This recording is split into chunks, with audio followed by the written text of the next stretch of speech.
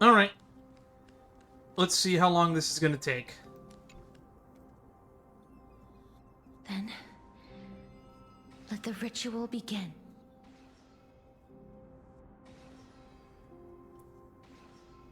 Five thingies. And now, the objective is complete. That is all. That's it? That's all it takes? Such is what Professor Anaxa always says after preparing for an alchemical ritual.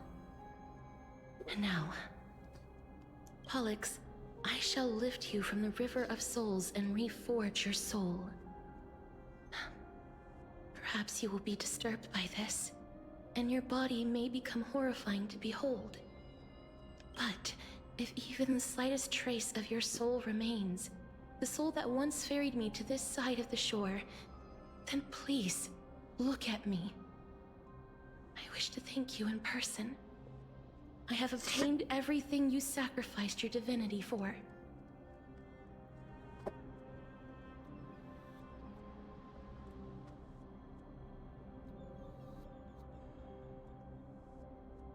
Where's my clots? There we go. Gotta bandage my fingers again. There we go. Lady Almanette. Oh shit, what are you doing here? Did she recognize you? Oh, she must be the first soul we can communicate with here, right?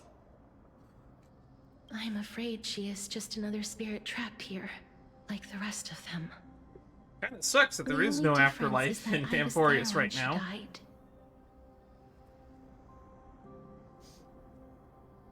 Please, go on. I'm listening. Are you about to tell the story of Styxia? Yes. You're just as smart as I imagined. I don't like you. Never mind. Now's not the time. There's no need to worry, Elder. Take a look around you. You're already at the resting place of the dead. The world of the dead. But how? I understand that you chose to remain silent about the story to protect Castorice, the girl who coexists with death. But you no longer need to hide that story. I can assure you that you have protected that girl's life well. How did keeping this information from you protect your life? Well, in that case, let me begin. Alright, story recap, I guess. Styxia, the pearl of the ocean, plagued by unwarranted calamity and ravaged by death in the fairy tale. I already have the this CG. first city-state to shift their faith towards death, even before Idonia did. From where you stand now, I suppose that's a bit hard to believe. Right? Not really, no. Indeed. I cannot imagine that those from the era Chrysia, blessed with eternal life, could ever yearn for death. Now, if only you could tell the Council of Elders that. I have pondered the same question, child. But I am afraid there is no clear answer to it. I think the Xianzhou natives might have an answer for it. Dan Shu's entire story ran parallel to the fact that she was born with a debilitating defect, and because of her immortality, she could never be cured of it. She is basically forced to forever be blind. Immortal. Journeys and epics are only glorious and magnificent because all things eventually fade to dust. That's how someone once explained to me why death is necessary to the world. But I still can't take that as the final answer. Would a world without journeys and epics be worse off? It's debatable. Ah, I take it the one who spoke this line was a general, or perhaps a warrior. I, however, did find some inspiration in these words. Would you like to hear my thoughts, Castorice? No, but you're gonna tell me anyway. Please enlighten me, Lady Amonette. Though I have already made up my mind on how to handle the authority and core flame of death. Your words might truly guide me toward the path forward. Is she really the one we want guiding us? You and I are neither warriors nor generals. Therefore, journeys and epics cannot truly resonate with us. But what if I reframe it like this? What if love is not a trait bestowed upon mortals by Nestia, but a blessing from death? That's gonna take some steep convincing from me. Love. No one ever invented the word cherish in the era when life was eternal. For all the good things in the world can be revisited endlessly, and every bond formed carried no risk of being severed. Makes sense to me. The so-called Era Chrysia was an age devoid of both virtue and sin. People did not truly live. They simply existed, going through the motions without passion or purpose, then waiting for something to happen. So you're making the philosophical argument of what is life without death? It's just sheerly existence. But to me, life is existence, and I like existing. I like existing in the now and the forever. Perhaps the people of Styxia chose to embrace death not out of fascination with its cruel and fearsome side, but instead became fixated and obsessed with the impulses and desires tied to a finite existence. Like the scholar that threw herself into the River of Souls. Therefore, death is not a thing of fear and desperation. It is. Both can be true. That's right, Castorice. It is the reason Death we is a shed form of tears loss. when parting ways, and also the original spark that ignited the passion of mortals.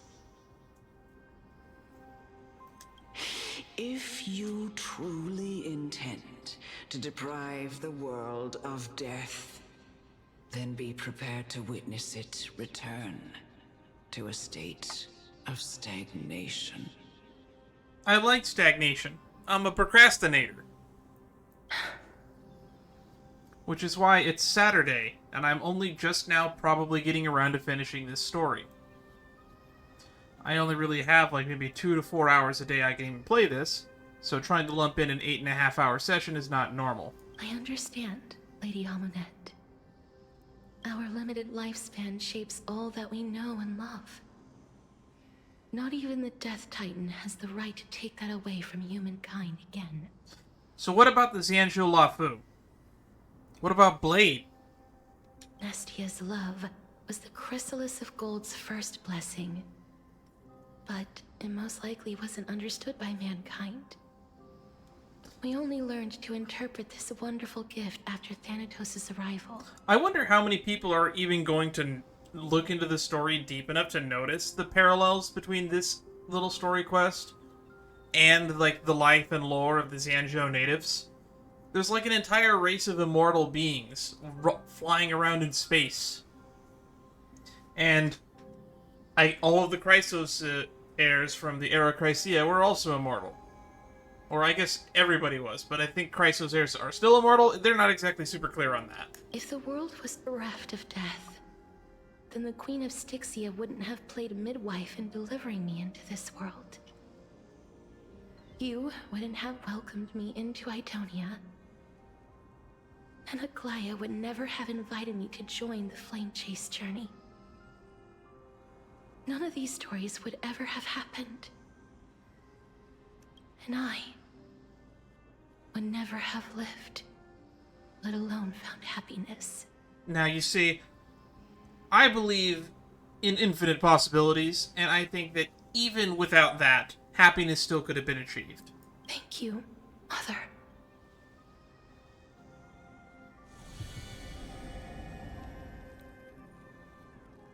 Free hugs. I will use all the love I've experienced in this long life. I'm looking Complete forward the to the final next miracle. big convention where there's going to be people dressed up as Castorice at conventions holding up a free hugs sign. Any takers? My teacher, Oh, here we go. Anaxagoras. Grant me the wisdom of all things. The Philosopher's Stone. I call upon thee, the stripped dead dragon's corpse. Oh. Ooh, this is looking cool. Rises from the earth, There we go. falls from the sky. The choir is really selling it. As above, As above, so below. Boy, have I heard that quote a lot. this is the greatest power of all powers. Unstoppable in this world. Power of death. Where are we? Shouldn't we be in the room Great somewhere? work that commands all death. I shall grant you embrace. Alright, it's final battle time.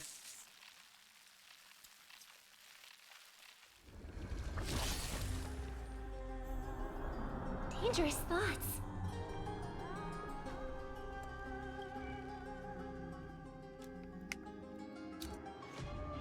Okay, damage mitigation. Damage taken were decreased by 90%. Man, I hate it when they put stuff like that on bosses. Dream of Demise. When the target's HP reduces, accumulates Desperate Bubble.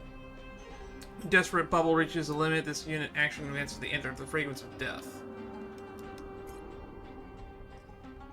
Die in Aromatic Rain. Enters the Fragrance of Death state and deals massive quantum atrophy damage to target characters. This damage is non-fatal and inflicts all characters with Indulging Slumber. In the second phase, before this unit's actions, its toughness cannot be reduced and is immune to action delay effects caused by targets. To slay the fallen, quantum damage to the target, converts quantum atrophy damage, target's HP above a certain percentage. Bury the Slumber, deals massive quantum damage to all targets. The damage is distributed evenly amongst all enemy targets. HP above a certain thing, it deals atrophy damage. Warning for the Departed, deal quantum atrophy damage to 3 random targets. Bittersweet delivers Belated, causes the Long Arms of Sorrow to be enhanced and advances the action. Last 3 turns. Inky Fog of Near Death, decrease the initial damage this unit and the Long Arms of Sorrow receive.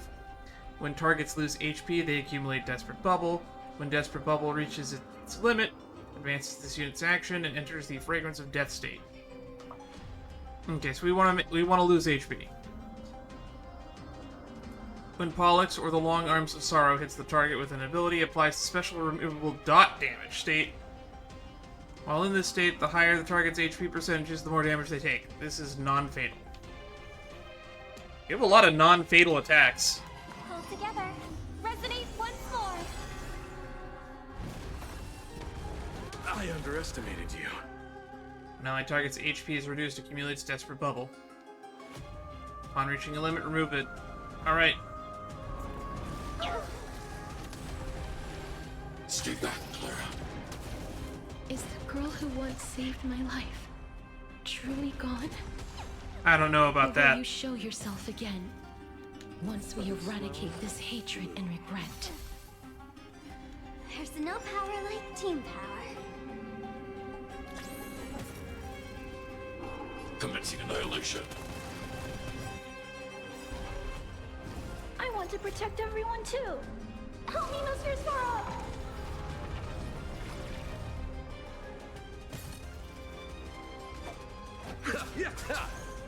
Alright. I hope for an end to strike.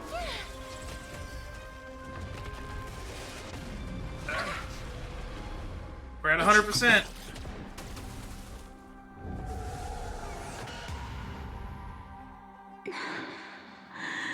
Ooh, it's speaking.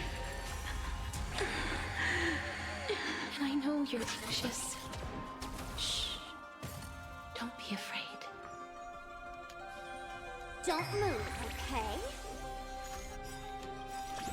Let's play 1,000 faces in 1,000 places. Can you find the answer?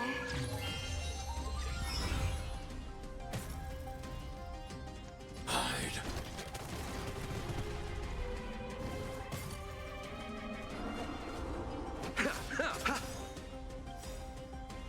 Receive divinity. That which is seized must be repaid. Alright, here we go. The Time to start healing everyone up. Return.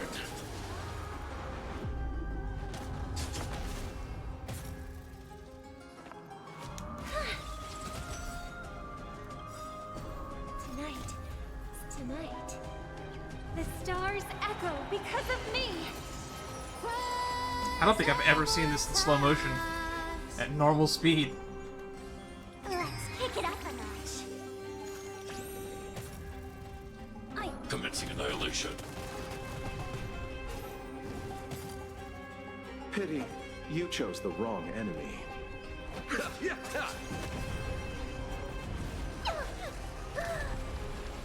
Stay back, Clara.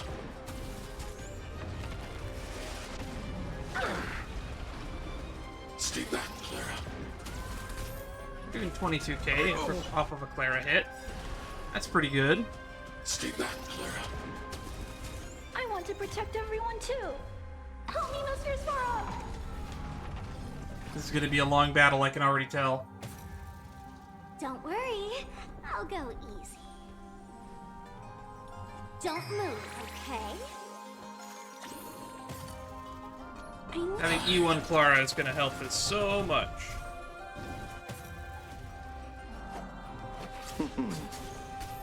Oh, you're actually doing pretty decent damage with the Robin ult up. As you command. 94k. I underestimated you. As you command. Alright, phase 2. This is not gonna take as long as I thought it would. No need to weep in grief. I will grant you peace. Sister. Yes, it's me. I'm back. My throat is feeling much better. Eternal sleep is not. The dead will return. That which is seized. Man, I really must wish I be had a blade. repaid. This fight would be over. Hold together. Resonate once more. Why don't you stay? Let's kick it up a notch. Let's play 1,000 faces in 1,000 We can keep the places. Sparkle ult up. Can you find the answer? When Robin's ult is up, we can get some pretty decent damage out of Clara. Commencing annihilation. And now there's marks on everybody. Allow me to see you off.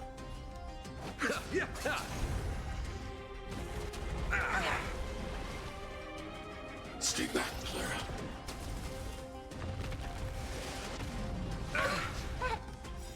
Kinda tickles. Stay back, Clara. I want to protect everyone too.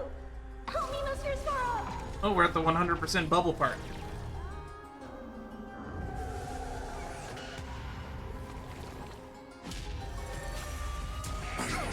Be careful. They may be moving by instinct, but there is fury welling up within them.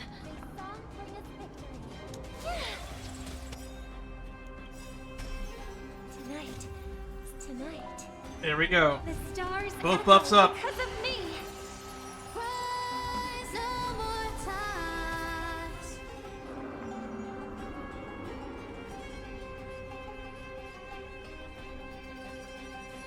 Don't move, okay? Hide.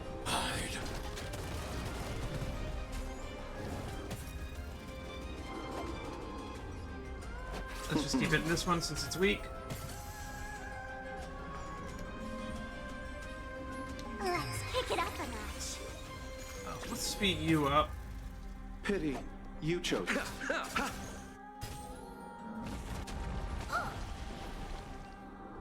At your Big command. buff. I need Commencing annihilation.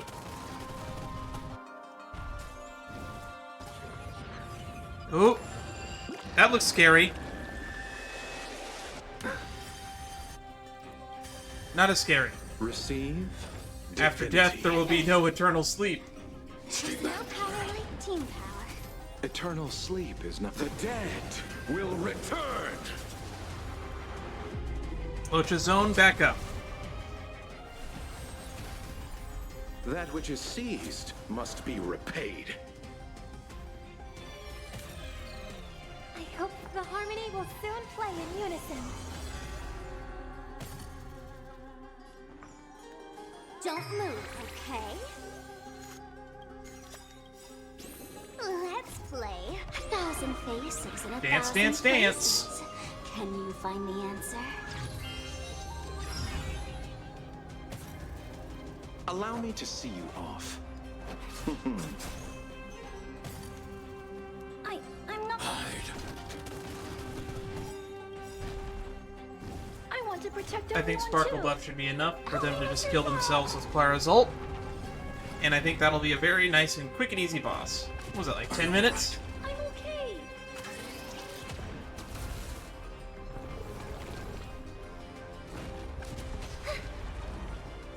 At your command.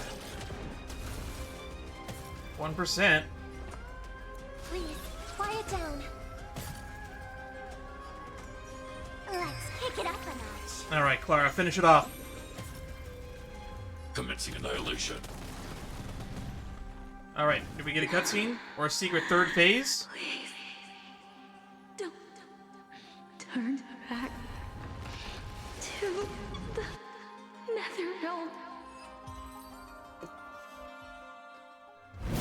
Oh, here we go. Oh, death. Sleep in peace.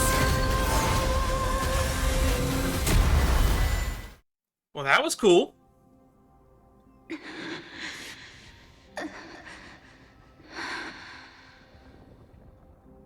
It's kind of gross the more I look at it. I'm sorry I have to wake you up from ancient death.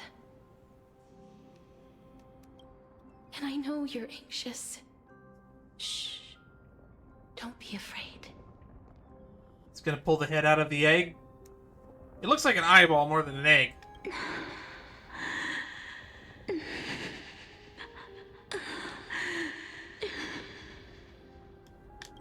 Do you remember me? I'm the girl you once carried across the Sea of Souls. I'm sorry I wasn't able to remember you, but with the help of many people, I was finally able to pick up these broken fragments of my past.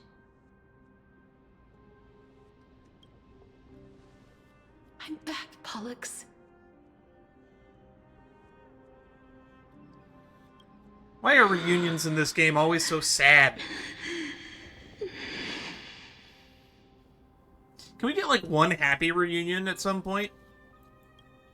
I know this might not be what you wanted.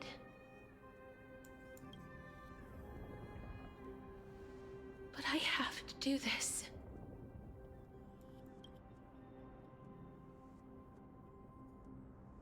So please, carry me across the Sea of Souls again and return me to the Netherrealm, just like you did in the past.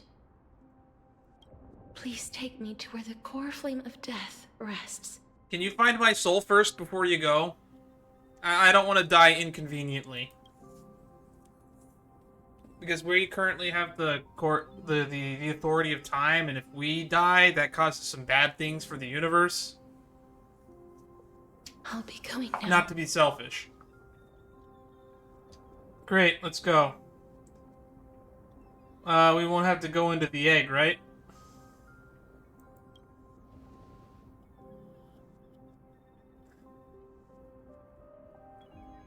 They may look scary, but as long Oh, what's going on? Oh, looks like our time is out. I think we're dying. What's wrong? I think we're out of time. I think I feel dizzy. I think I'm done for. are you... What's wrong with her? Her time is almost up.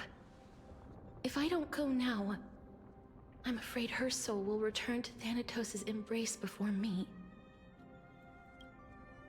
What? Oh no! Is there anything we can do? Go, go, go. Run, run, run. Don't worry. I promised I would ask Thanatos for the Trailblazers' right to roam the Earth again. Mem, stay here and keep a close watch until I return, all right? Alright. I'm the best at taking care of others. Are you? Go on, Cass. Make sure not to leave yourself with any regrets. No regrets. Take your time. I can still hold out. I'll go too. Let's see who gets to the nether realm first. That's not funny. It's a deal then. Okay.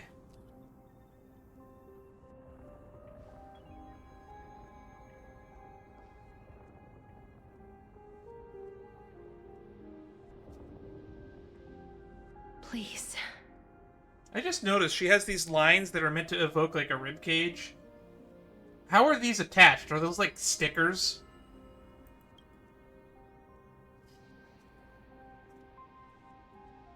I gotta talk to a cosplayer at some point. How does this outfit work? I think Topaz's outfit's gotta be one of the crazier ones, though. The Castorice is just really silly looking and impractical. Oh, you sit in your little dinghy, eager to hear my song, and follow me close behind. Venture not into me into the vast sea, for perhaps without seeing me, you will lose your way into the ocean that I cross. After all that, you still ended up back here.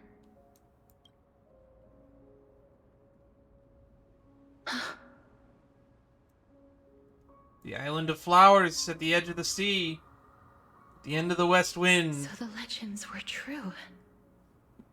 The Netherrealm really is a sea of flowers. Yes.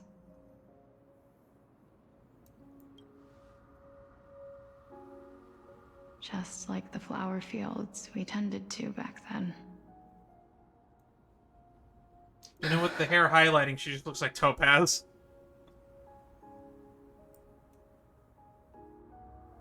Is that you, Pollux? Do you remember me? Technically, no. I don't have the memories from that time, but I've seen you before during an experiment. When we witnessed Cathale's memories. I see. Call me Thanatos, then. It'll be easier.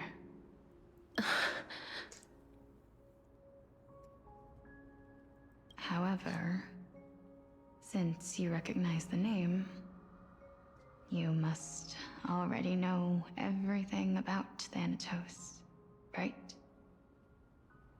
You sounded like a lot more of a different person in the past. Yes. I'm here to reforge the order of life and death in Amphorius.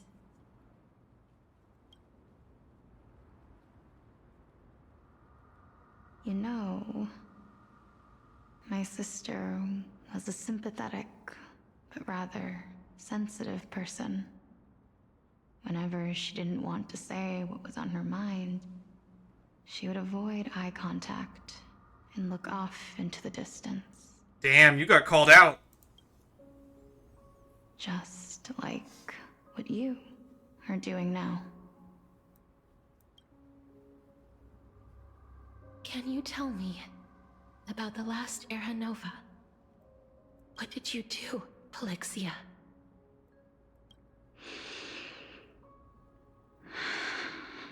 Oh, I guess we're about to get a big lore dump. Where should I begin?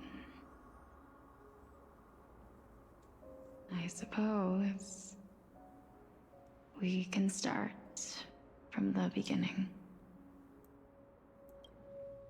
A long, long time ago, there were a pair of like-minded twins.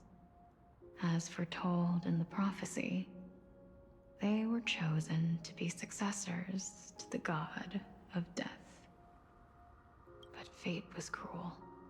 The price of attaining divinity was to take the life of a family member with our own hands. I forget, what's the term for that? Patricide is father killing, matricide is mother killing. Is it fraternicide? Is that the term? That trial was indeed recorded in that memory. Then you should already know that my sister voluntarily gave up her own life, so that I could ascend as the demigod of death. But I couldn't accept that. Why did we have to kill each other for a future she'd never see herself? That's not fair. Life isn't fair. Why should death be any different? So, while weaving the laws of the new world, I shattered the forbidden bottom line for life and death.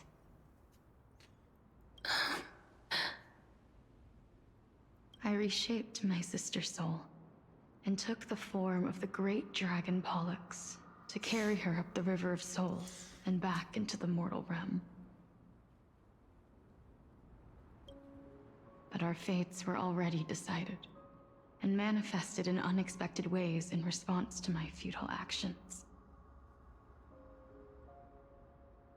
Aging is an unbreakable law of nature laid upon humankind, created at the same time as death. So death and aging are When the the same living thing. die, Cool. Their souls will meet Thanatos, who would determine where every soul goes. So where have you been sending them? If the Reaper raises their left hand, the soul is granted death and allowed to enter the Netherrealm to await reincarnation. Oh, there's If reincarnation. they raise their right hand, the soul is rejected by the Netherrealm and returned to the mortal realm to continue walking the earth. As a ghost? That's why the Hand of Shadow can only lay down judgment and not embrace another being. That sucks. Yes. Death was originally a pair of hands, but they were split in twain when we reached the mortal realm, never to touch each other ever again. The half of Thanatos that represents life, the undying human who grants death, that was the curse I forced upon you. Then, what about you? As the half of Thanatos representing death, I shoulder the fate of defying death. I died the moment I entered the world of the living. From then on, my Titan also no longer existed in this world. The cycle of life and death stopped. Souls were denied their audience with death, and were left stranded within an ever-rising river of the dead. Oh, so that would have eventually flooded the world. Or ran out of people to kill. Tomato, tomato. What irony. My selfish desire to save your life gave you and the world a fate far worse than death instead. Then, what was left of my reason? Oh. was left behind in the Netherrealm, where I've been taking care of these flowers day after day, until there is now a sea of them, all while mulling over the subject of life, death, parting, and enduring an endless loneliness. I think it's funny that we still have the tusk Fate is fear. absurd indeed. Our lives were a mirrored image of one another, like a pair of hands. Even so, we arrived at the same destination. We walked different paths, yet experienced the same pain. Crippling and painful loneliness. I had hoped that maybe you would at least have a good life in this cycle.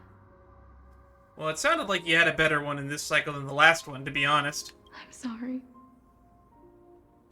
I lived my life well. It didn't go to waste. As far as I'm concerned, you did nothing wrong. Even though I forced the authority of granting death to humanity upon you, a total stranger.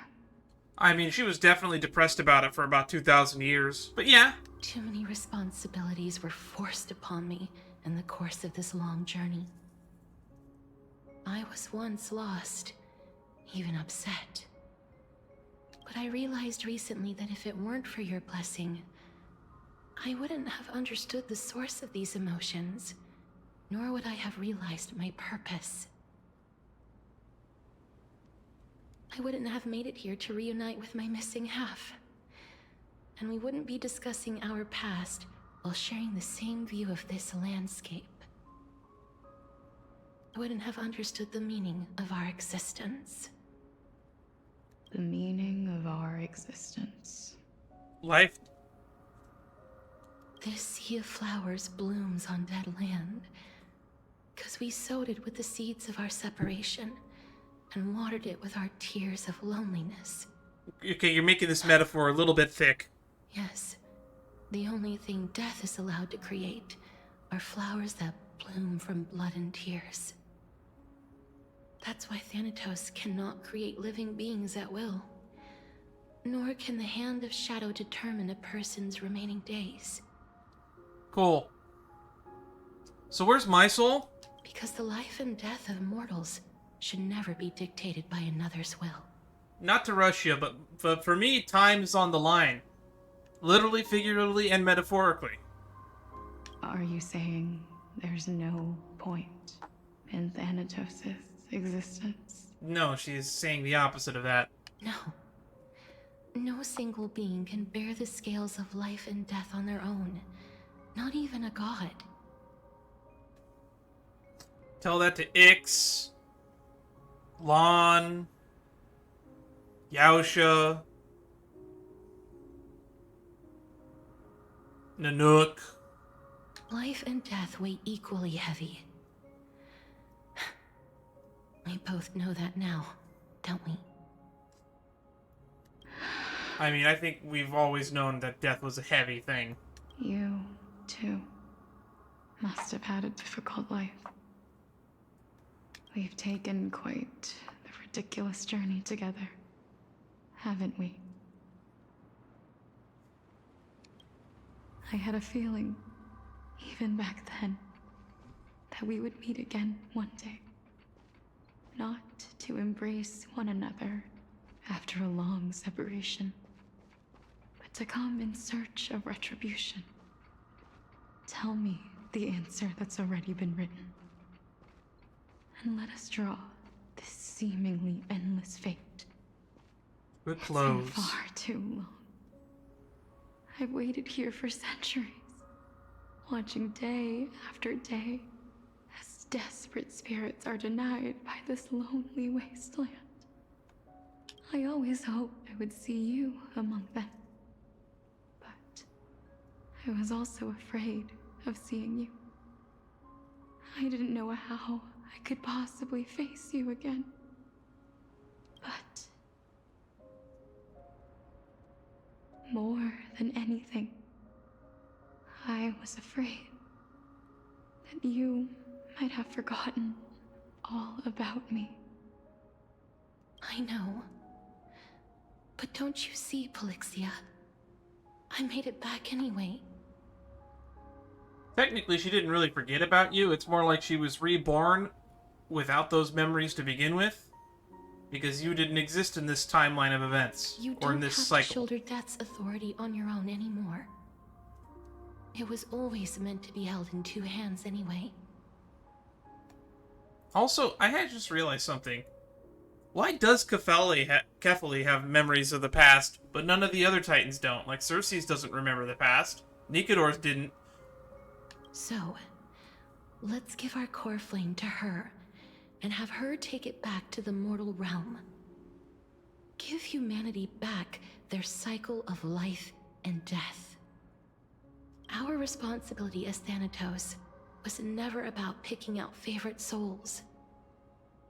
We were only meant to watch over life. Let's tend the field together, and create a warm sea of flowers for all the souls to come.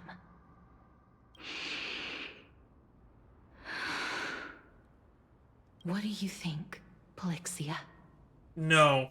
Yes, just Okay, never mind. one last step. Okay. What's the last step? You shall wither, and through that, the dead will sprout again from the remains, and be reborn with the dead flame.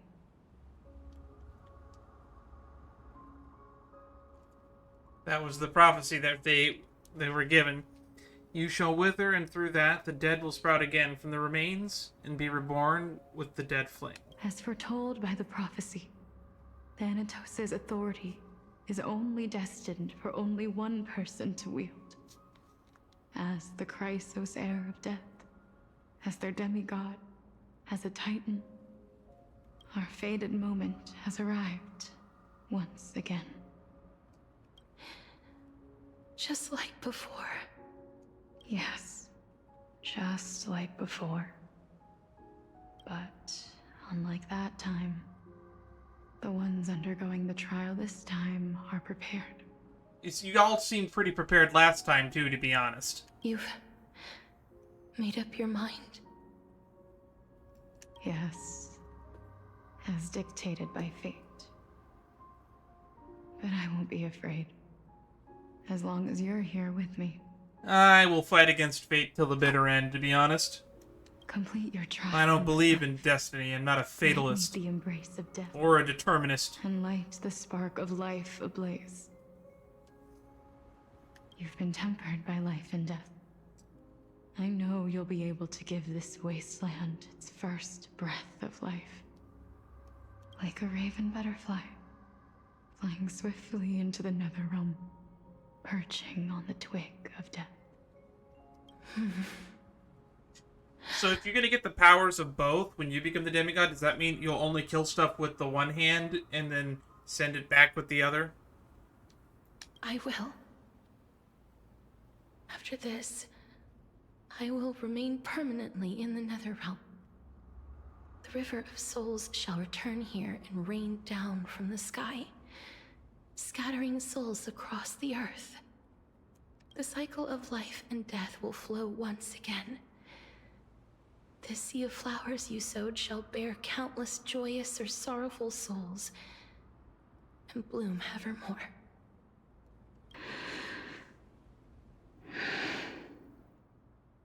Thank you. Just one last thing. Can you grant me one wish? Okay, what is that? What do you want? Of course. What is it? Please, don't forget me. God, why would I? I promise you. When we meet in the next world. I think Alzheimer's runs in my family, though. Nothing I can do about that when I get really up there in years. Even if we do not know each other's names, I will still hold you tightly in my arms. Just like what I did when we were born. Castorice. Castorice. So what are the odds of you being named the same thing again, though? That's gotta be pretty crazy. You're as beautiful as a fleeting butterfly. Oh, here we go. The end is nigh.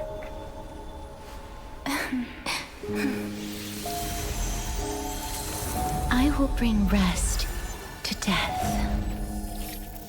And from now on, stagnant life will once again flow.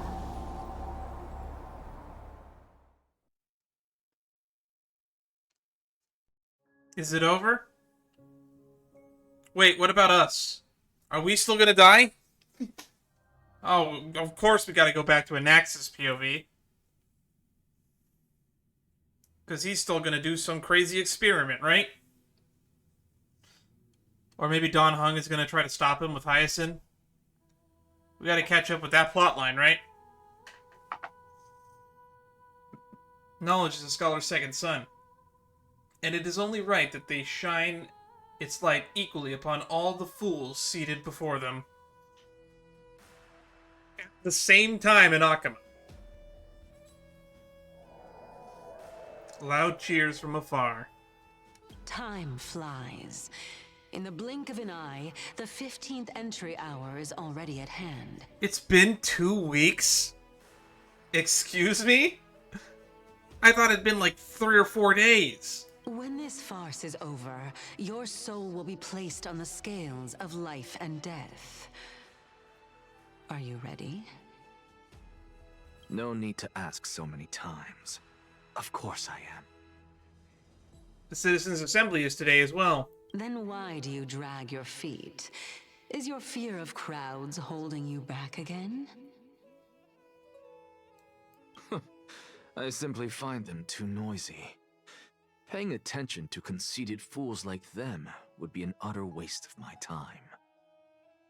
If you say so. Such harsh words. As I see it, you are no less arrogant than they are. So what exactly is your two's relationship at this point? Y'all have been together for effectively half a month at this point. I couldn't agree more. Oh. I did not expect to hear that from you. Are you not going to refute me? I know myself better than you think I do. At the very least, better than a stowaway like you. That's kind of rude. And they say men whose ends are nigh have but kind words. No, some people are just assholes. Well, that is exactly why I chose you. Should I thank you for the compliment? The hour of the trial has come. Do you have an answer for me? And how will you prove the veracity of your argument? I suppose there is no point in putting this off any longer. Do you recall where we stopped the last time? When she was rifling through your memories? You were saying that Amphorius's history is cyclical. Which is a theory that several people have predicted and turned out to be correct.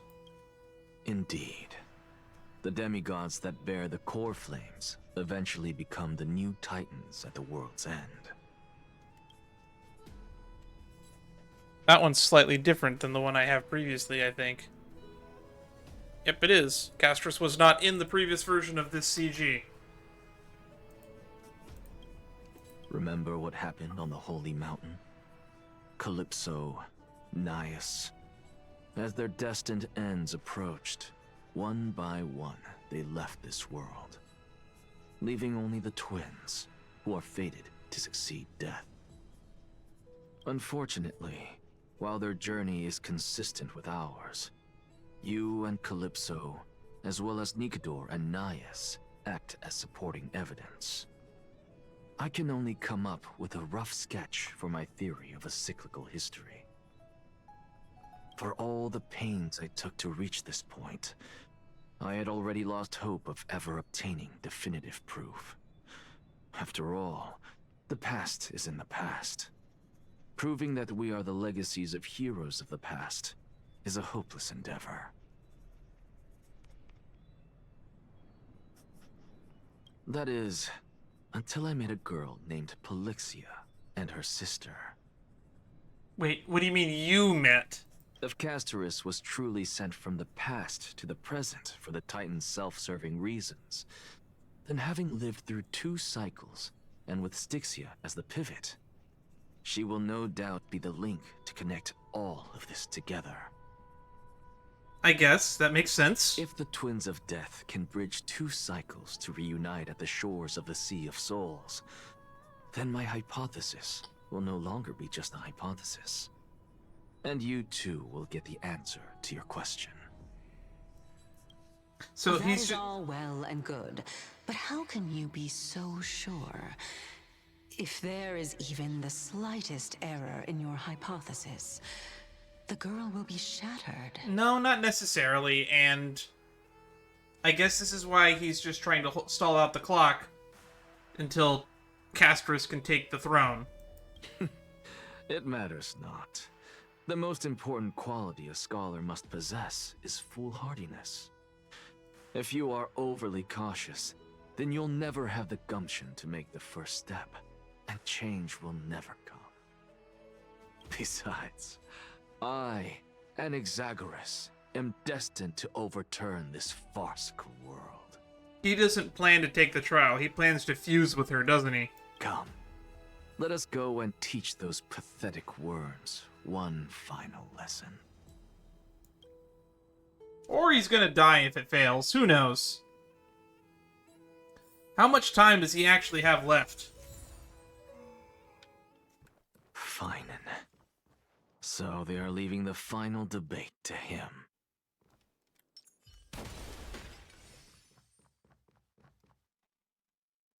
Let those Chrysos heirs who started this terrible war hear you. Let them hear the voice. Man, I hope she gets stabbed in the back.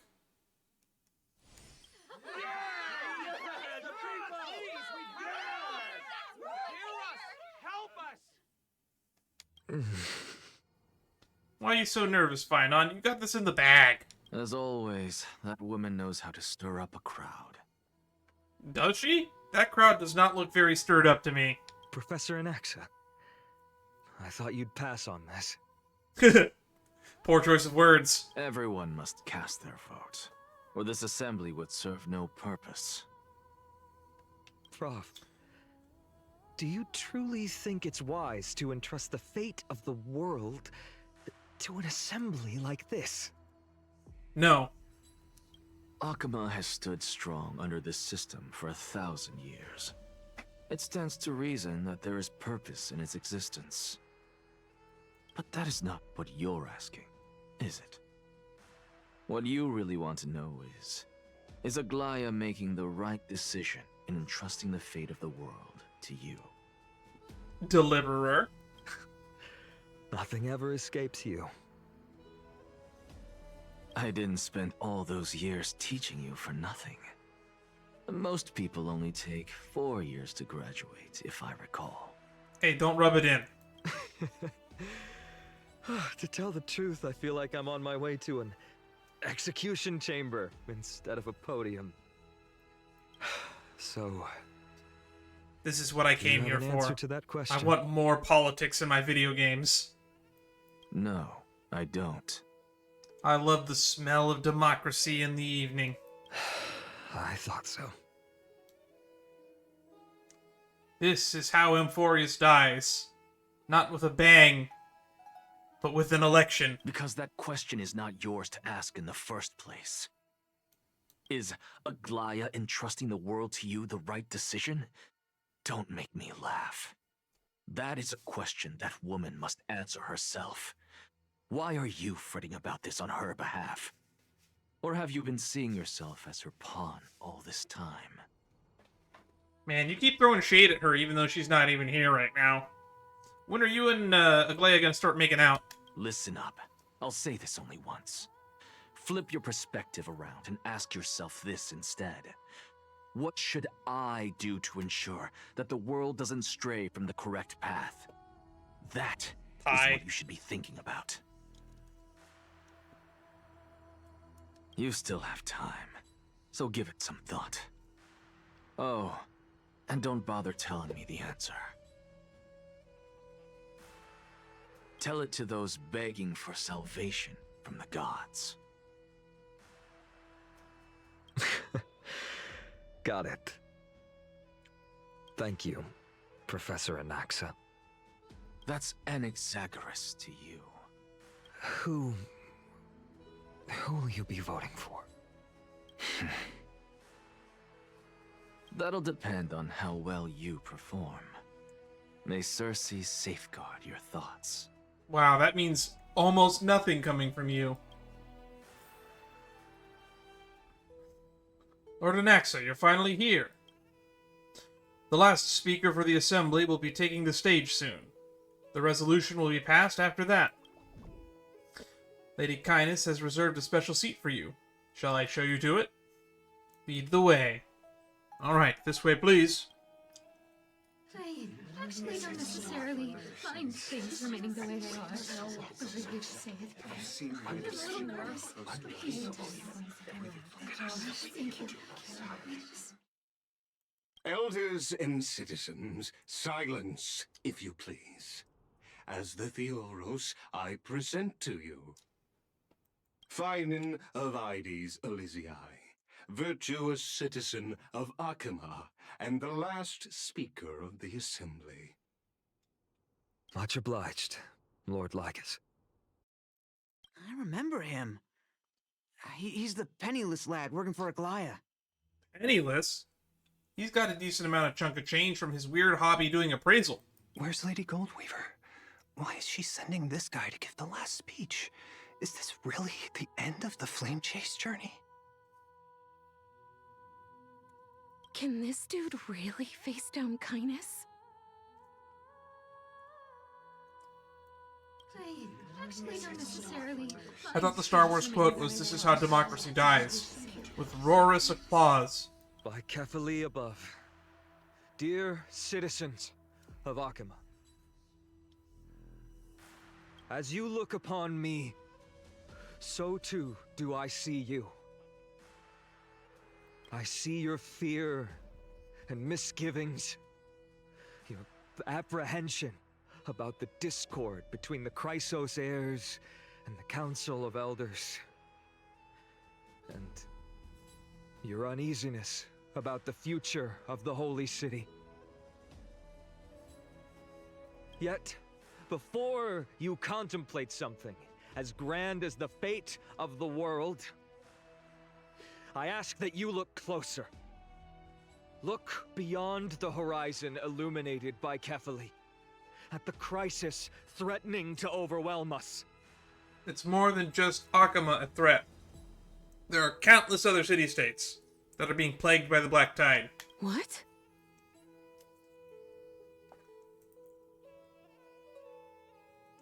Ides Elysiae, my beloved hometown, is a village forgotten by time. It is a place with the most invigorating breeze and wheat fields that spread all the way to the sea. I once thought that there I would enjoy a lifetime of peace and quiet with my friends and family. How I wish I could invite all of you to that paradise, far from the noise and chatter of the world. Alas, I can't. Because she, and all that she nurtured, all that I loved, they have long been devoured by the Black Tide. My beloved home is no more. The she here is referring to Ides Elysiae, but it's worded in such a way to where he could be referring to Cyrene, and man, am I not going to get used to calling her Cyrene. I will never forget the day the Black Tide struck. My father, Hieronymus, Ooh, new name. fought with a broken sword to his last breath to protect his child. My mother, Aldada, she was ripped apart by monsters. Also, I might live to stand before you here and now. Galba, he was a hunter. But in the end, those arms that once drew a bow instead embraced Piso, his beloved son, as they both breathed Oh, their hi, last. Aglaea. I didn't see you there. Pythias, the teacher, risked her life to save her students, but a burning beam fell on her, crushing her. Yikes. And what of Livia, her daughter? Did she make it out alive? No, she didn't. Livia, Piso, and so many other children. My childhood friends. They were all swallowed by the black tide and turned into monsters. They kept saying the same thing over wait. and over. No, that idea's Even up dumb. until the I was gonna say, final what if moment, Cyrene I finally is the steeled Flame my Reaver? But heart no, that and doesn't make any granted them sense. eternal peace with my sword.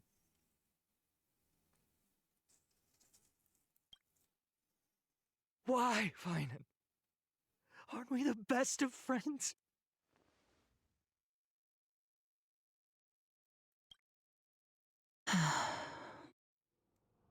That is the Black Tide. A looming threat that can bring Akuma to its knees any time. Kindness may have promised that with the 3 Titans of Calamity gone, Akuma will return to an era Chrysia once more, but much as it pains me, I must disappoint you. While the demigod of strife has done everything in his power to hold them back, they are still coming. Yep, they gave us a message even. By now, the name of that black-robed swordmaster, the Flame Reaper, has likely echoed throughout the city already. The roaring thunder is a message from the strife demigod. The Flame Reaper has risen from death, and they hunger for the core flames of the gods. Ooh, that's very unsettling. Lies! If such a powerful enemy is indeed approaching, why is Akuma still a picture of peace? Exactly! The city of Akuma shows no signs of pandemonium or chaos. And why is that? I beg you, spare a moment to think about this. Are we able to stand here and hold this assembly in peace today because the danger has passed? No! This peace we enjoy is no gift of fate. We are able to stand here today only because the Chrysos heirs have stepped up and shielded Akuma from calamity. With her golden threads, Aglaea has preserved and continues to preserve these idyllic days that all of you hold dear. Kafale holds up the sun. The curtain of Fugosa keeps a lot of stuff away, and then the light scares off enemies. The Council of Elders claims that Aglaea will one day forsake the people because her divinity is eroding her body and soul. But ask yourselves this. Rather than offering her aid and support, why do they choose to watch and push Akuma away from the Flame Chase journey? The answer that no one can bring themselves to speak of. A truth stained in blood and buried in greed, fear, and vanity. Allow me to lay it bare before you. Oh, we're just gonna start naming names? It is because the Council of Elders, which bears Akuma's history and honor, along with this citizens' assembly we once took so much pride in, are now infested with vermin. That didn't ring as... That didn't give the impression I thought it was gonna give. You insolent whelp! How dare you! Insulting the elders? Okay, Boomer. It is true that Aglaea has reached her limit. Why? Because she has been working tirelessly to weave the defenses of our holy city against the encroaching evil. All while these vermin are making up baseless accusations about her and scheming in the shadows. Not once has she ever failed Akama. Yet these vermin attempt to tear her apart, tarnishing her name with unfounded allegations. She may have been blessed by divinity. She does seem a little bit pro-murder, though. That's on her. I'll get everything minus that. Are they scheming against her? Yes. But is she also doing her own scheming? Also yes. They attempt to mislead you and reduce this assembly to a crude standoff between gods and humans, but citizens of Akama. Once more, I implore you to open your eyes and look at those around you. Examine them closely. Beneath all that finery, do you see the good heart of a human or the poisonous glands of a pest? Make your judgment, then turn your gaze to the demigods whom so many of you regard as cold and merciless. Do you not see the light of humanity in them? And those Where's who wear the Hyacinth and mask Dan of Hung? Are they humanity still not yet back utter from the only grove? Hurtful, slanderous words. Can you not see that their souls have been corrupted by power? Absolute power corrupts absolutely. There were some citizens that were saying that the Council of Elders was full of shit back at the baths before me and Castorice left. No matter who your vote goes to, rest assured that you have nothing to fear. For Aglaea, Trebios, and I will remain your faithful guardians and pledge our lives to upholding your decision.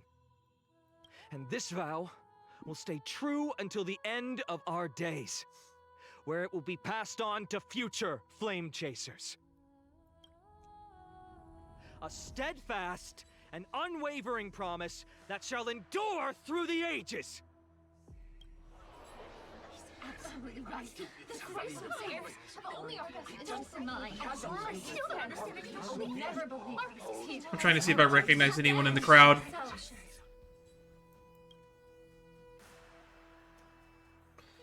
In an uproar, representative leaders from different cities of Akama throw pieces of pottery into the dolium. At the present time, on the scales of Talentum, those who call for the continuation of the Flame Chase journey, and those who demand its suspension.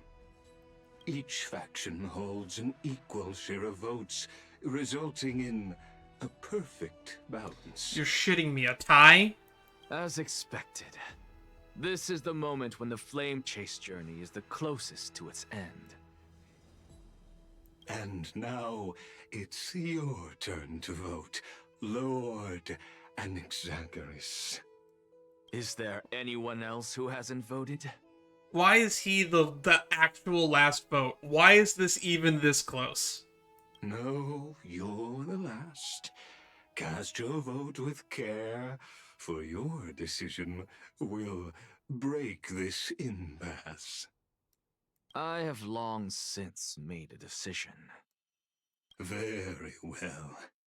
May you bring much needed change to this farcical world. Alright, final vote time. The last vote. Who will he vote for?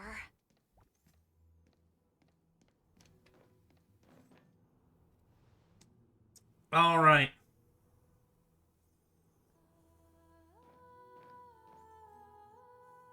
You've done well, Finan. Given the circumstances, delivering a rousing speech to stir up emotions was a prudent move. I think he could have done better. Thank you all for your patience. On behalf of the 7 sages of the Grove of Epiphany and the scholars of Amphorius, I, Anaxagoras, am ready to cast my vote. But before that, in the interest of fairness, Lady Goldweaver, I pose a question to you before all who are gathered here. Oh, great.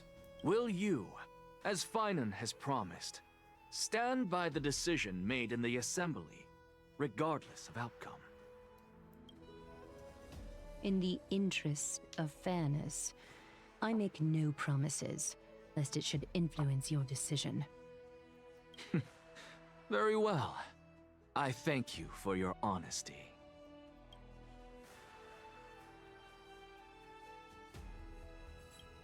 Why did we have a fine in ellipses there? I don't know.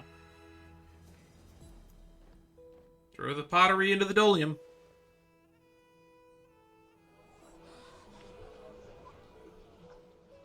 What's he doing? The stakes are high. Let's be patient. I have no clue why the vote is this close. Who do you think you are, wasting our time like this? Fuck you. Wait until they count the provisional Please votes. do not forget that I... Rule number 1. Do not call me Anaxa. Rule number 2. Never interrupt me. Silence is golden. He had already decided his vote, so he's literally just performing at this point. He's just not... vote already. What are you waiting for? Your vote. Cast your vote. Castorice. Cast your vote.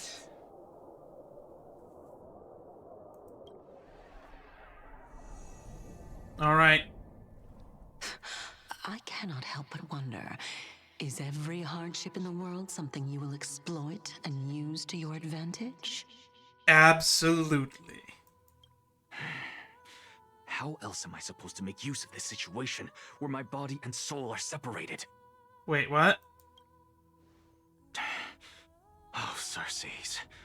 Or should I say Calypso? Accompany me on this final journey. Let us journey to the Netherrealm and see how she will substantiate the answer to your question and validate my decision. We need only to follow the sound of the tides. Okay, so that's why he's just standing there. All right, back here again. You are... Well done, child. Just as I foresaw, you have achieved great things. Empedocles. Teacher. What a twist of fate. A blasphemer raised in the doctrines of the Venerationists. It's like a foal kicking its mother in the belly after taking all her milk. That is a very funny analogy. I respect you immensely, sir. But you cherish the truth even more. So, child, do not be troubled by the criticisms I have borne. Do not let those voices hinder you as you forge ahead.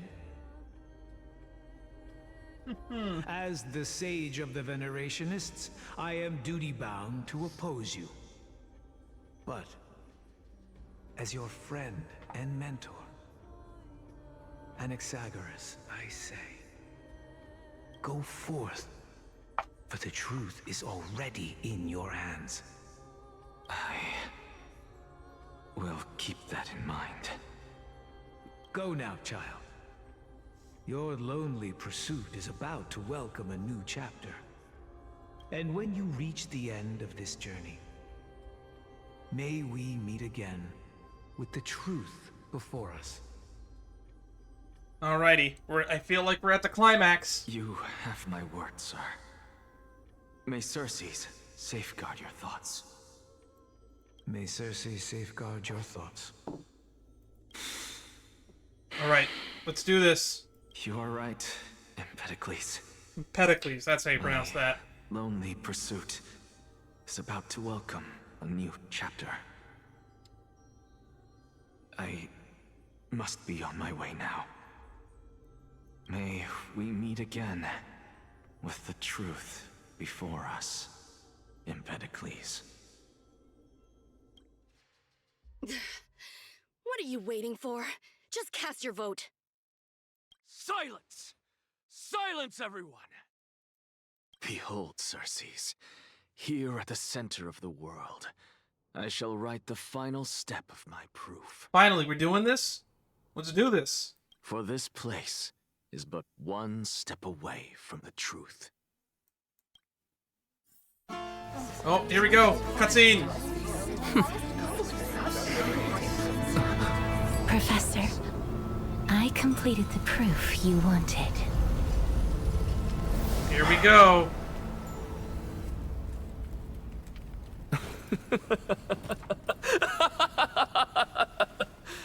Thank you, Castorice. The answer is plain as day. My vote goes to the Flame Chase journey and nothing else. Kindness. I have deciphered the truth of this world. He's gonna die before he can reveal it, isn't he?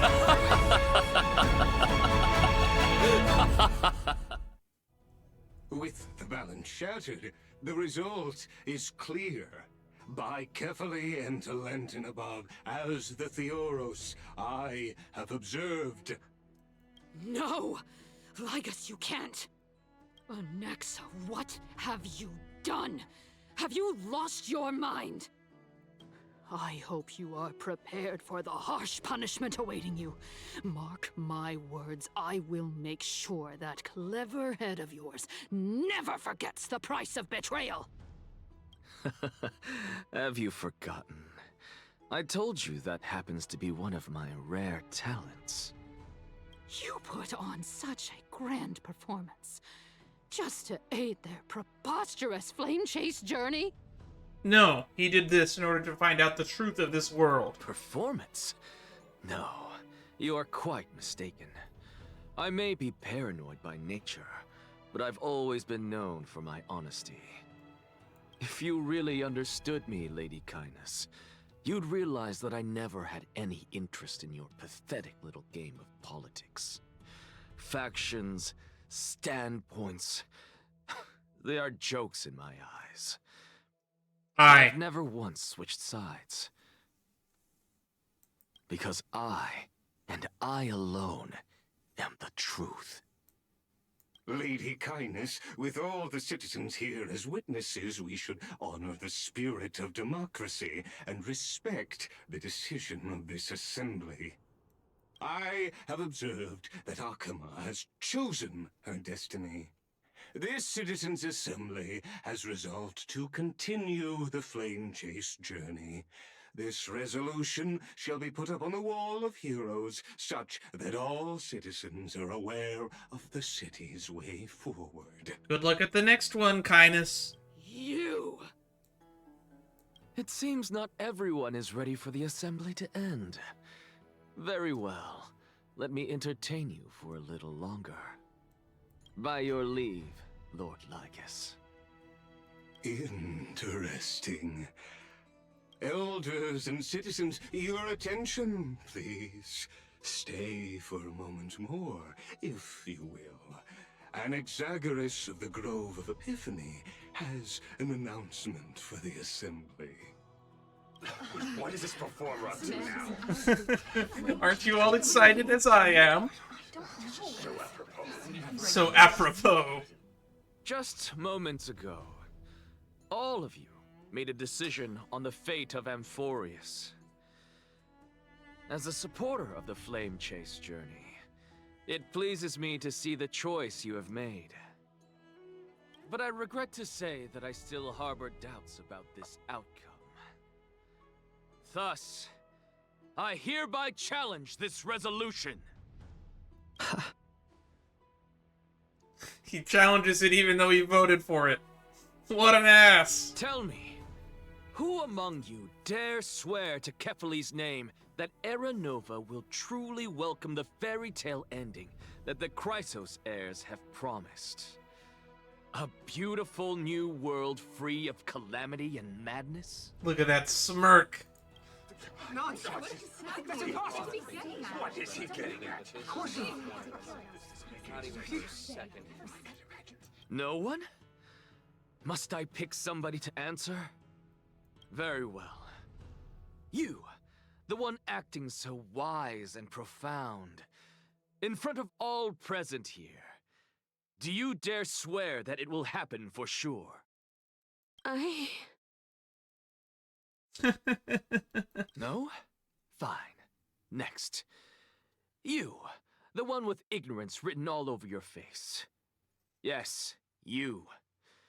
Do you dare swear by it in front of the Titan? What are you trying to do? He's trying to prove a point and educate. Useless. Your turn, then. With that smug look of yours, you must be confident that the Flame Chase journey is the best course to take, right? Hey! Mind your tongue! So, no one? I see.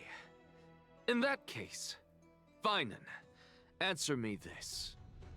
Your speech was filled with such passion just now. How confident, then, are you in making this promise? Professor, what are you doing?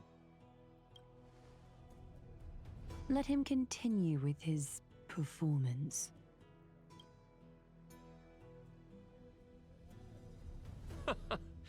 Will you look at that? Even Finan and Aglaea lack the courage to make such a promise. They don't even believe that it'll succeed. And what's even more absurd is that no one but I can promise you this new world. And yet, the Assembly passed the resolution anyway. But you needn't worry, because I knew better than to trust you good-for-nothings. What an ass, I love him. That is precisely why I am here today. To give you one final lecture. Now listen up and listen well. I, Anaxagoras of the Grove of Epiphany, hereby declare.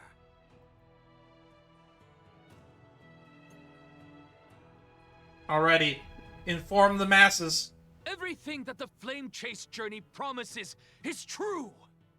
Finan of Ides Elysiae, the prophesied demigod who shall succeed Kefali, will reforge each and every one of us in the new world with his complete, intact memories. What? The core flame-bearing titans were the Chrysos heirs of yesterday, and the Chrysos heirs who carry the core flames today will become the titans of tomorrow. He is outright saying it to everyone. All of our souls shall endure for eternity in the miracle of the World-Bearer. And all under Kefali's protection shall step into that new world.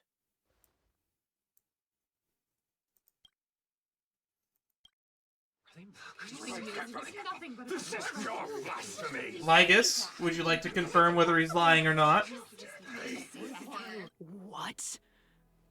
Are you saying that we must bow down to you and worship you even in our next lives? Enough, you blasphemous imbecile!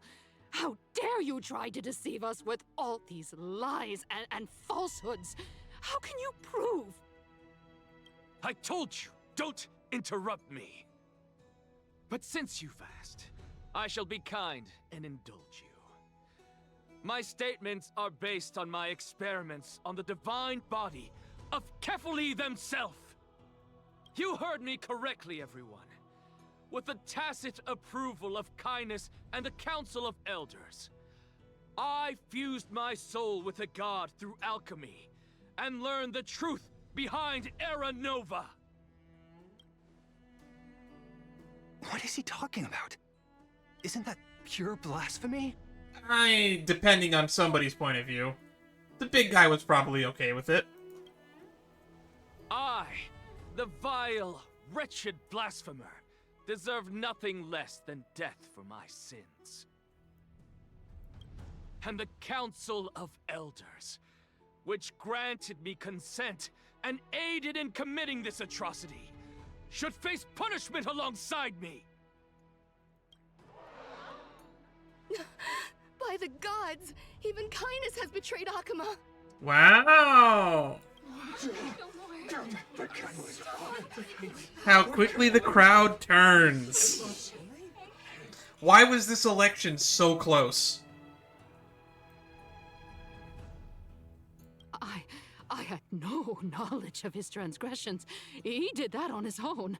The Council of Elders bears no responsibility for his actions. It is an astute claim. That's probably the safe approach, Kindness. Lord Lygus, as the esteemed Theoros, are you going to simply stand by and allow the Council of Elders to be dragged through the mud? He's only an honorary member of the Council of Elders. He doesn't actually have that much commitment to save your ass. If the accusation is true, I will acknowledge it. If not, my conscience stands unburdened. Lady Kindness, the reputation of the Council of Elders was not built in a day, nor will it be shattered overnight. Repercussions await those who fool the people, and punishment must be meted out on those who abandon their vows. We should respect this beautiful city and her people. I love Lygus. He's definitely the most interesting character we got introduced to this patch. You... Lady Aglaea, the Gold Weaver, I humbly ask that you take on the responsibility of overseeing this judgment in the name of the fairness of Talantin and the justice of Kefali. There's actually a non-zero chance that Lygus might actually be the... what's it called? The missing and unknown Chrysos heir that is currently governing Talantin's authority. Because we don't know who's doing that right now. It's like the only authority we know nothing about. And in accordance with Akama's that and the Earth codex, Authority, I guess. As the only demigod among us, you shall rightfully wield this authority.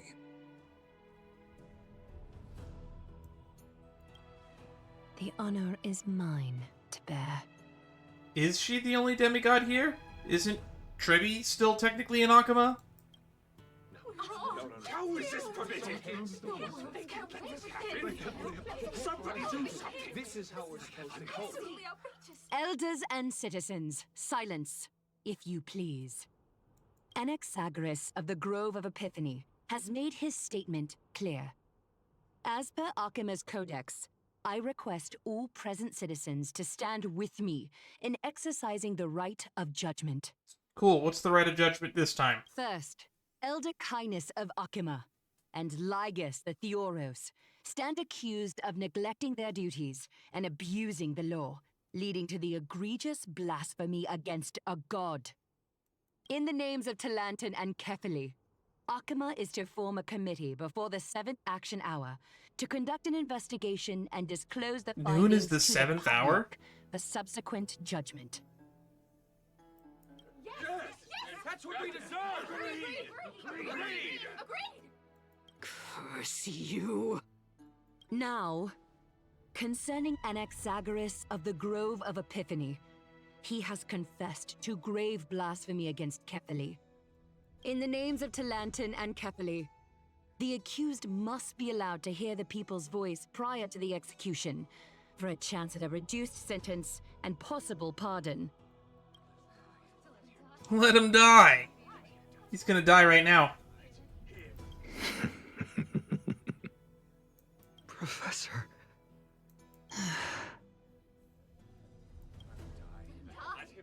I mean, he's already a dead man walking. He doesn't give a shit. Let him die! Let him die! Let him die! Let him die! Let him die! Let him die! Let him die! Let him die! Aren't chants fun? Let him die! What decision will you make, Lady Goldweaver? Enough with the hesitation, Aglaea. This is not like you. Let him die! Let him die! Let him die! Let him die! Let Wow, this crowd is just out for blood. die! Let him die! Let him die! You know, Castorice is currently assuming the role of the Death Titan right now. So what if he dies on the spot and then just comes straight back? How funny would that be? Well, he's been executed. the law is technically not prepared to deal with people just getting back up after they've died. So, in the eyes of the law, he has already received his punishment. We can't kill him again, right? Then, in light of the people's voice, O Talantan on high, may you bring death upon him. Man. What is this, Texas? People are applauding executions here for some reason.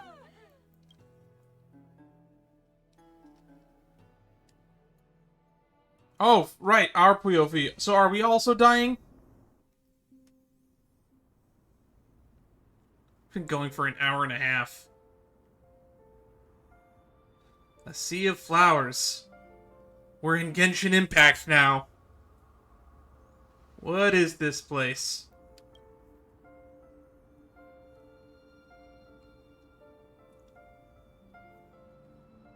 Allow me to reintroduce myself. I bore the name of Castorice while walking among the mortals. And now, I stand as the demigod of death, the living side of Thanatos. Welcome to my realm, where the west wind ends. So where's Trianne?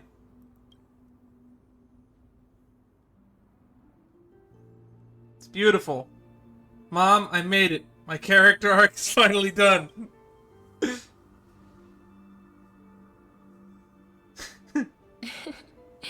You're still as energetic as always. Did you know? Every flower here was planted by Thanatos themselves. These flowers were originally both lifeless and immortal. That is quite the contradiction. By the River of Souls, they were given new life, flourishing as the bearers of countless souls. And it is my duty as the Master of Death to tend to their well-being and foster their growth in this serene haven. Similar to the structured cycle of life and death in the mortal world, these flowers too shall wither and fade, returning to the earth and then ascending to the sky with mist and tides. Eventually, they will descend to the mortal land as gentle rain. Every soul undergoes the perpetual cycle of reincarnation, albeit in varied forms, until the world meets its end. Okay. Yet, sadly, there's no time left for Emphorius to wait for when the flowers bloom again. Now, death is the power at my fingertips. It once led the souls of the deceased here, but I shall open the gate of the Netherworld and return you to the realm of the living. In exchange, please, take the core flame of death with you and complete the flame chase journey. Do not let our work thus far be in vain. You have my word. You're not going back? But at what cost?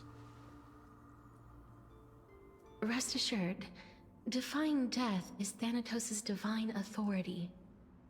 Fortunately, your soul hasn't dissipated. This is not a resurrection, but the extradition of a dying person back to the present world. So you're not going back?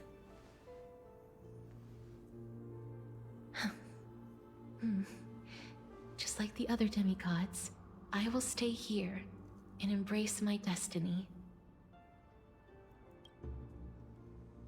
That being said, it is not easy to guide a lost soul back to the mortal realm. The whispers of death are sweet and alluring. If your determination wavers, you will succumb and be forever ensnared by the Netherworld's grasp. You're making a reference to the Persephone myth right now. Please consider this a one-time exception. I will do everything in my power for the flame chase journey. And for your life, the only life I can save. I'll do my best. I am Glad to hear that. Alright. We did it. Over here. March 7th? Whoa! Keep going. I believe in you. Resist the land of the dead's temptation and leave the Netherrealm. Oh, okay, so we gotta walk past that. Got it. Don't go. Just keep moving. One day our paths will cross again. Grace awaits you. Don't go. Lift your chin up high and step forward with us toward tomorrow. That's right. Keep your eyes on the dawn. Ugh, why am I seeing that flashback again? Onward. Show me your courage. I can't sprint. We shall become heroes together. Oh, look, I'm in that memory. Wait, where's this one? I don't remember this one. This was the one that 3.0 ended on. Or sorry, 3.1 ended on. Finally. Boy, was this a really good foreshadowing moment, I guess. Thank you, Castorice.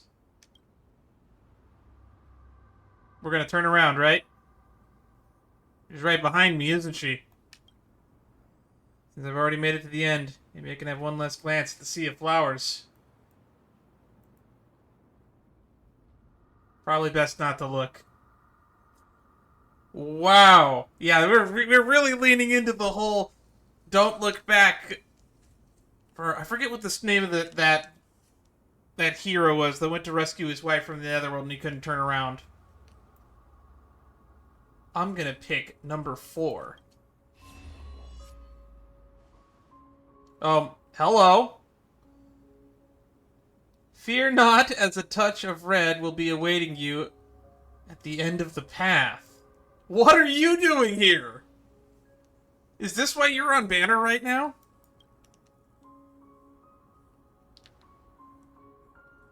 It'll guide you and illuminate the way out. By doing so, you'll eventually reunite in the warmth of the sunlight. She's the guardian of the river of Acheron, or basically, like, where everybody in the world outside of Amphorius dies. So she does have a direct connection to death, so it makes sense that she'd show up, but boy was it not on my list of expectations.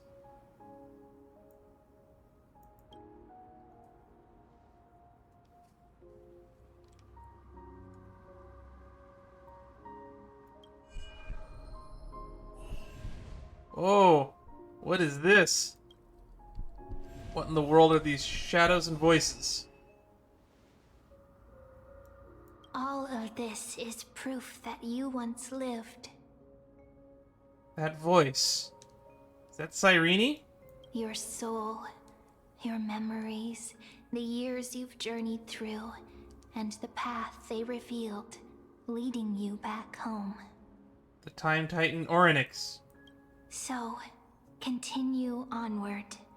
Do not stop moving forward, and do not let her sacrifice and the support of all who have stood by you be in vain. Over here, friend! Hey, ma'am! Take my hand! Let's go home. We got the pink squirrel! Goodbye, Netherrealm. Hello again, Mortal Realm.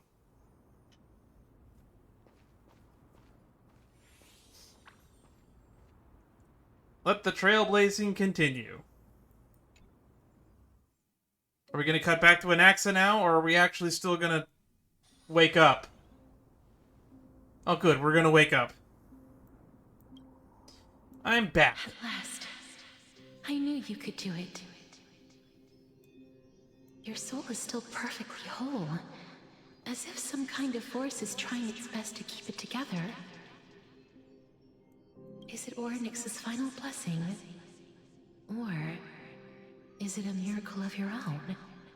I think it might be a higher power. That's my guess. It's truly incredible. Such a strange surge of familiarity. So hard to describe. Perhaps it is fate, once again fulfilling its own design. Or perhaps it is the laws from beyond the sky, so familiar to you, that intertwined our fates long ago. I wonder about that. This has got Elio's name written all over it. It seems that this is the riddle which cannot be solved anytime soon. The sensation of becoming a demigod is truly wondrous. It's as if the river of souls is winding its way through the depths of my spirit, transforming with each breath into a fine rain that nourishes the world. Ooh, are we about to get our prophecy about how we're gonna die now? Do you recall that prophecy? At the end of the sea of flowers, the souls of the living shall warm thy fingertips, and after an embrace, there shall be eternal separation. I promised you that I would do everything in my power to give it another meaning. Now, as I stand as a demigod and destiny draws to a close, I can finally end it in a way that is as beautiful as it deserves. The wish I once sought, but could never grasp, is now within reach. In this brand new world, every blooming life will lift its arms in celebration and recount the profound meaning of this very instant.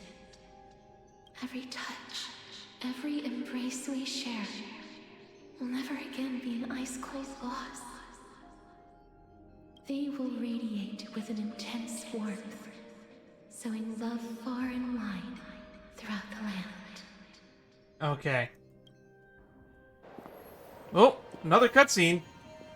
The other shore is very cold. Oh, the dragon's here now. Oh, you're still here. May I borrow your warmth? One last time. Aww. Thank you for fulfilling this wish of mine.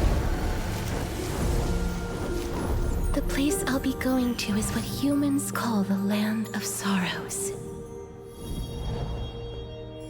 But with this heartbeat and the residual heat of this embrace... Oh, what's happening? I shall turn the Netherrealm into a gentle place of rest. Well, that was probably going to cause somebody an epileptic seizure. 07. This embrace may be brief, but it's the proof that I once lived. Are we done? Well then, may we reunite in the new world. If you say so. So now we just gotta cut back to Anaxa being executed or dying of being already undead, I guess? Presently in Akama. That grand and absurd performance was what you've been seeking your whole life? I gave up everything in search of truth, and it culminated in this very moment. You, on the other hand, performed as I expected. You did not hesitate when you saw the chance to attain power. It's as if you... Crave power, like a fly craves rot. Those are your words, not mine. Damn, these guys know each other so well. Fight, fight, fight, kiss, kiss, kiss.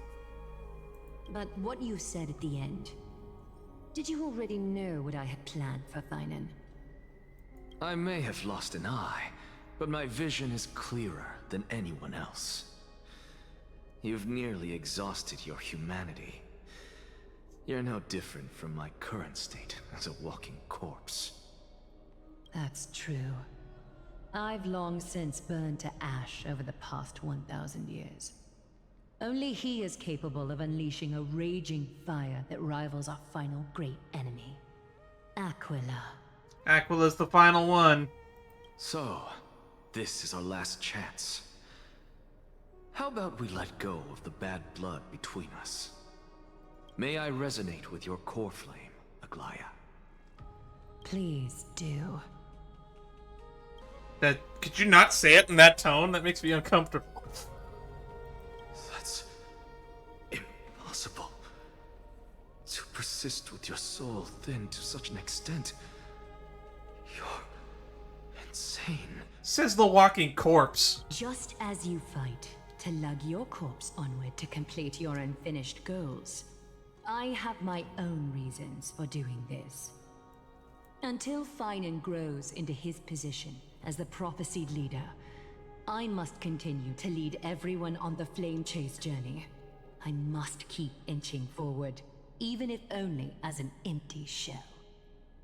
I've long predicted this was the case, but I didn't think you'd already lost so much. How ironic. We would have avoided so many misunderstandings if you and I had just spoken this candidly before. But casting aside our ideological differences, there is one thing you and I agree on. Finan. Yes. He was born to be a hero.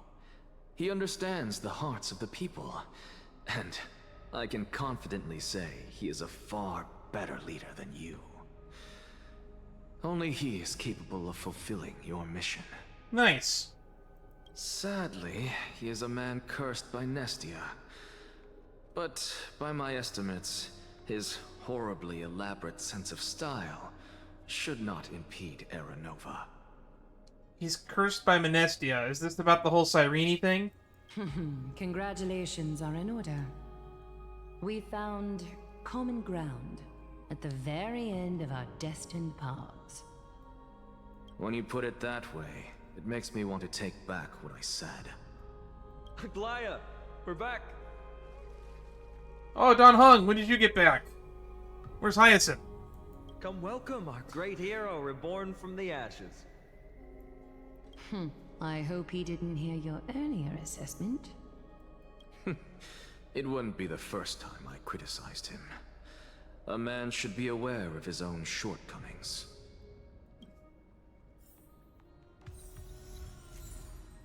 Unmoor and sail away from the underworld. Core flame of death! I'm gladdened by your triumphant return.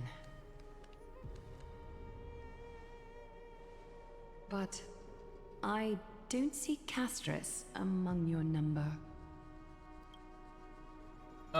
She's deaf now? It looks like she not only helped me prove my theory, but helped you fulfill your mission as well.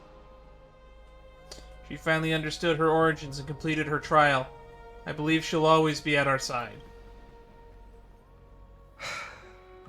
I agree. She might not have been able to change her fate, but she still wrote the final verse of her epic herself. Trinan, please recite the prophecy for us. Trailblazer, please surrender that scalding cool flame for us as well. Gotta do this shit again? You are the only life she ever saved by her own hand in her 1,000 years on this earth. I believe no one is more qualified for this noble task. Let the ceremony begin. Alright, Trina, you gonna walk me through this again? O gods who have returned, and gods who are still watching, today we bring you a soul laid bare. The Hand of Shadow, Thanatos, remembered their name from the past. From daylight they came, and to their fragrant dwelling they return, to walk now among your ranks. And there was one who joined hands with the Titan, a traveler risen from the dead and reborn among mortal kind. We still got quite a few of these core flames to She is put the up there, huh? everlasting night, and shall now We proclaim need to get in her good name, Aquila up there. O Majesty of the 12 Titans, pillars of the world. We seek your divinity to mend the rifts of the world. Fill our bodies with blood of gold till we wither in willing service to the prophecy. Step forward, trailblazer from beyond the sky, and together with us, surrender the core flame and carve their star into the sky. The Hand of Shadow. Goodbye, Castorice. Surrender the core flame.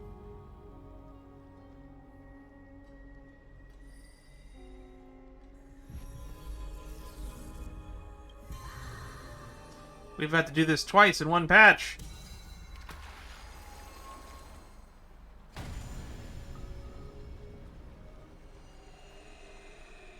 Only 3 to go.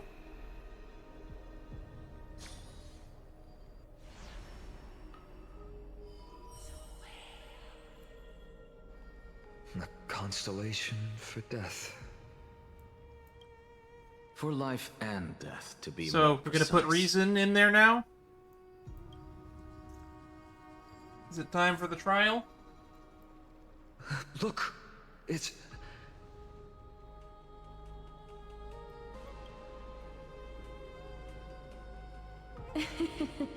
Divine Echo. Is that Castorice?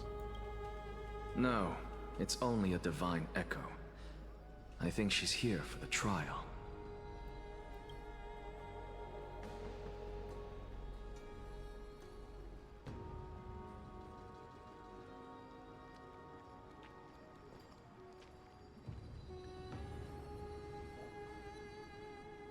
I thought she was gonna give me a hug again for a second. Darn. If only Castorice was here so we could translate that.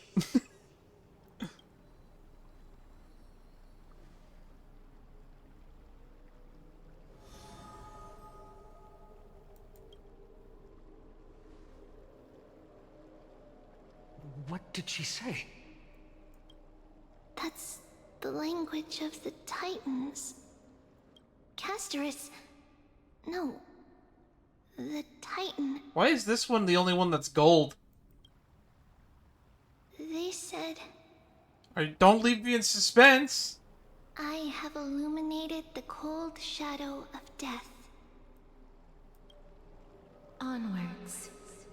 For your path to the future is bright and its flame eternal.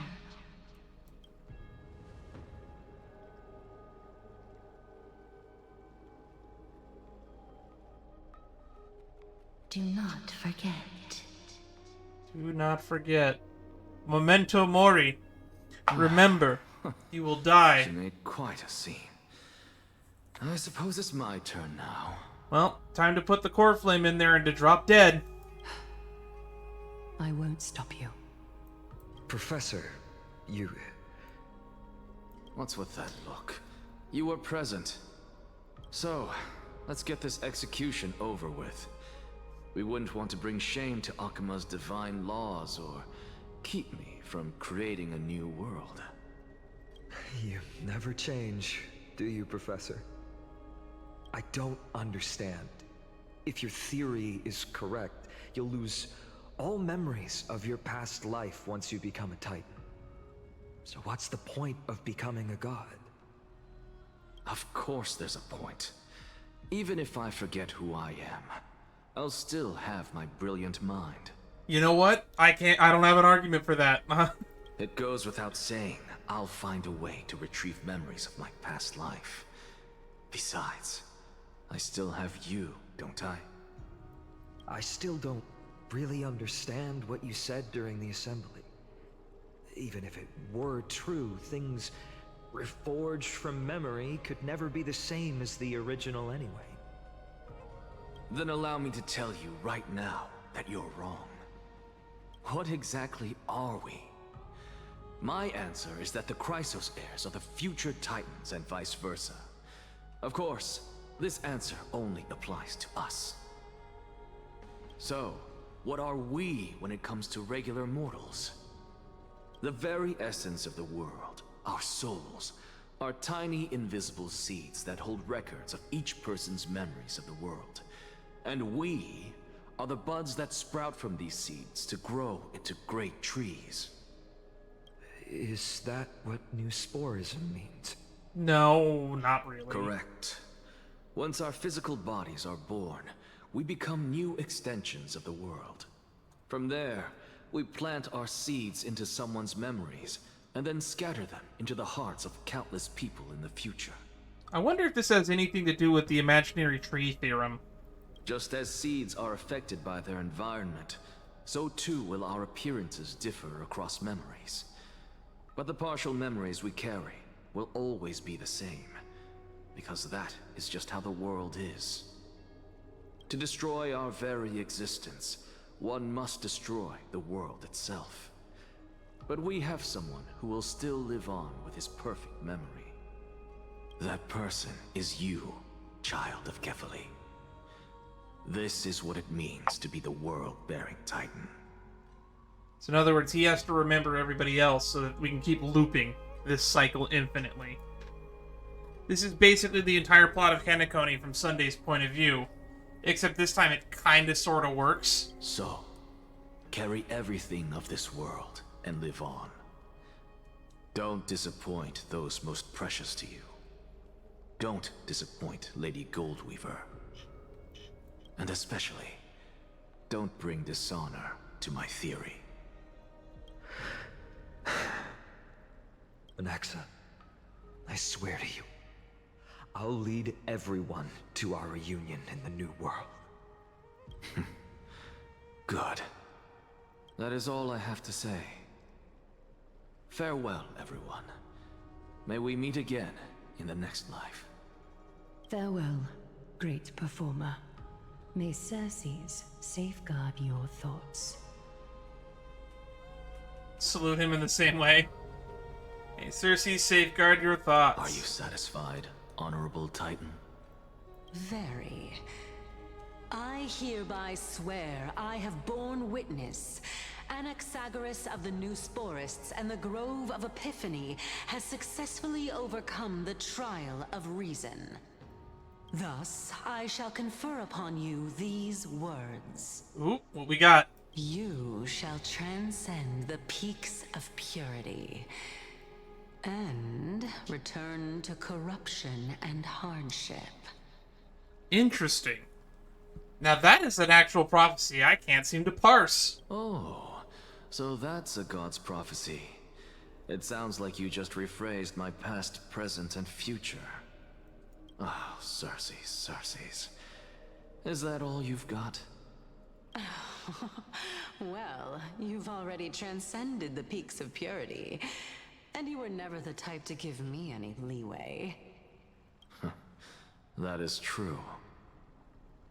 But I do still have one question.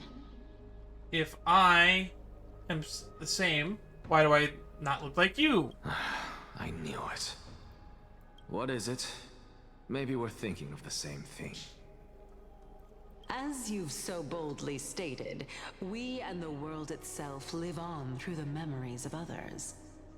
If that is the case, whose memories did the very first new spore sprout from? How should I know? Oh my. Oh my. But since we are both equally curious, we should allow the children of humanity who come after us to investigate in our stead. Here we go. Rip it out.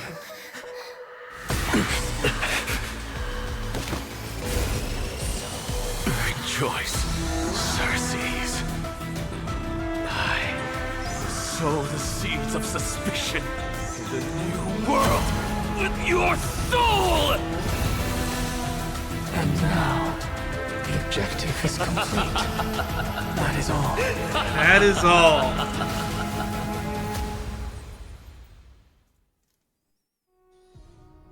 Is he gonna just drop dead now? Or are we gonna cut to him talking to Castorice? Thankfully. Oh shit! He's still alive. I didn't think we'd actually get back here.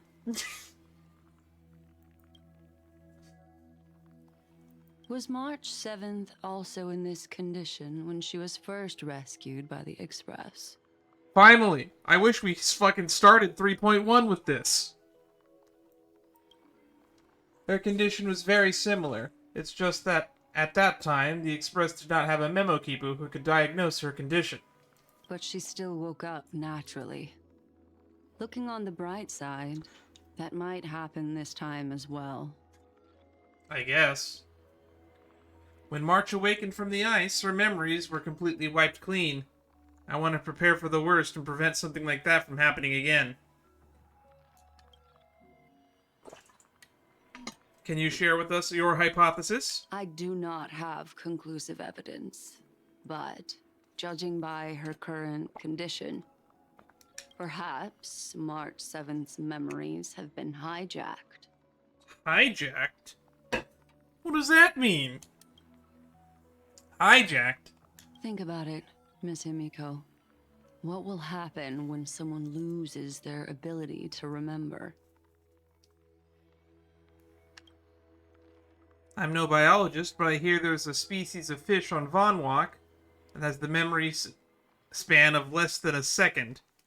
Forgets everything that occurs the very next instant. Perhaps something similar will happen? Unfortunately, short-term memory is an entirely different concept from the inability to remember. Perhaps it is difficult for you to imagine. No, I just imagine head empty, and then you just sit there going... But an individual who has lost their ability to remember turns into nothingness. Ooh, that's much worse than what I just said. Nothingness? The belief of the Garden is that everything in this universe can be interpreted through memories. This is the driving force behind the continuance of this path. The past is made up of memoria, while the future is a possibility that will eventually be converted to memoria. But the present, it doesn't really exist, and it's only an abstract expression. Well, that's quite philosophical. Therefore, when a person is affected by the path and loses their ability to remember, their physical form will also be affected. These ice crystals are a manifestation of that. Miss Black Swan, there's one thing I haven't looked into deeply until now. You've guided us to Amphorius, but refused to tell us your true intentions. Collecting memories is simply not a convincing answer. Is Miss Himiko suspicious of me? Yes, who wouldn't be? I mean no offense, I am merely speculating, but I'd appreciate your honesty if possible. In other words, now is the time for me to prove my innocence. That's not a problem, of course. The true reason behind my intentions is that Amphorius holds special significance. For some memo keepers of the Garden with extremist views, it is a perfect example. You're referring to the Cremators or the Memo Snatchers? Perfect example. A world that can only be seen through the Garden's mirror means that memo keepers have the right to keep the world in their private collection. If those Pathstriders of Remembrance were to uncover the secrets of Amphorius first, they might unleash their wild ambitions and remodel more worlds into a similar form. Yeah, Amphorius does exist, it just can only be seen through the Garden's mirror.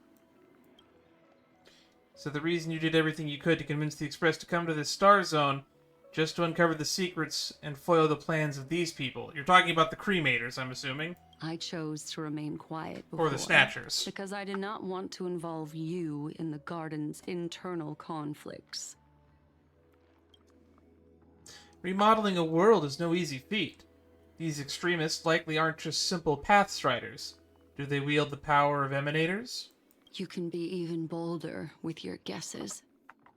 The people that I'm talking about, they aren't just individuals. They are an organization that has already attached itself to the pinky finger of Fu Li. Could they be the ones who hijacked March 7th's memories? So you're talking about either the Memo Snatchers or the Cremators. Those are the only two factions within the Garden of Remembrance that I can think of.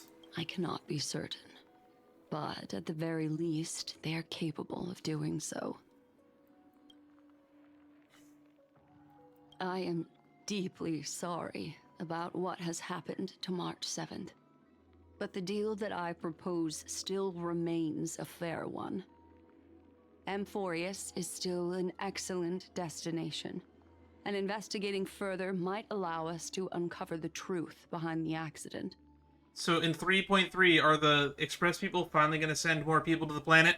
Miss Himiko, the wisest choice right now is for us to continue cooperating. Oh, what happened? What's wrong? Let me take back a part of what I said just now, Miss Himiko. Something happened? Although we indeed struck a deal, it seems like I have involved you in some unforeseen danger. Please accept my deepest apologies. What happened? Has something changed? Do you not have a smile when you make all these gaffes? It's Fu Li. Their gaze has just swept across Amphorius. Oh, this is probably in the past then. This is right when Weeb got their gaze then. Not worried. Switching to Herta's POV! Alright. Oh, how interesting. I'm glad we're checking in on everybody. I never expected a mere memo snatcher to be actually hiding so much inside her head. What's even more interesting is that the word Amphorius has appeared in her subconscious. This lady seems to be having fun. Is she usually like this? Worse. It's, hard to explain. What are you two whispering about? Has it not occurred to you that I can hear everything clearly? Please pardon me, Madam Herta. Would you mind sharing with us what you've discovered?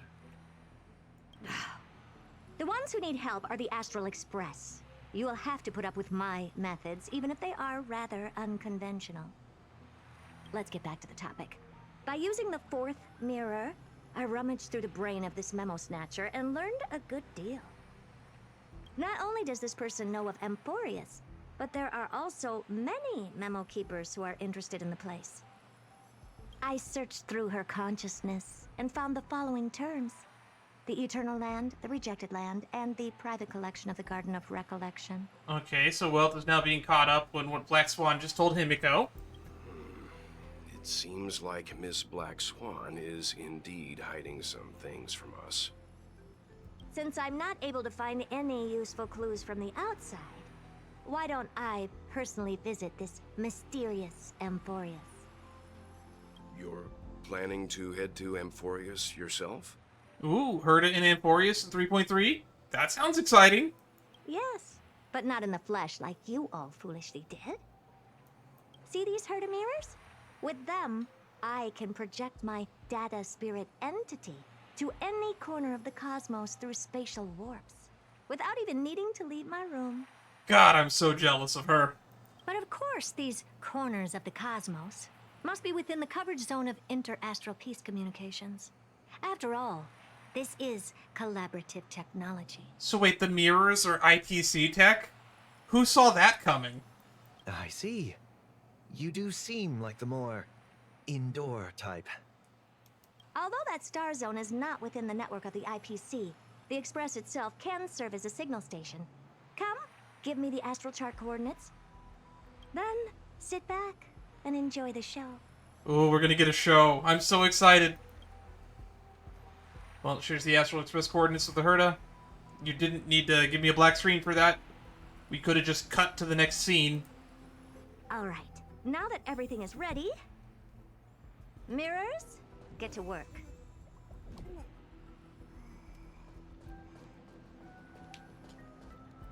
Thank you, Madam Herta.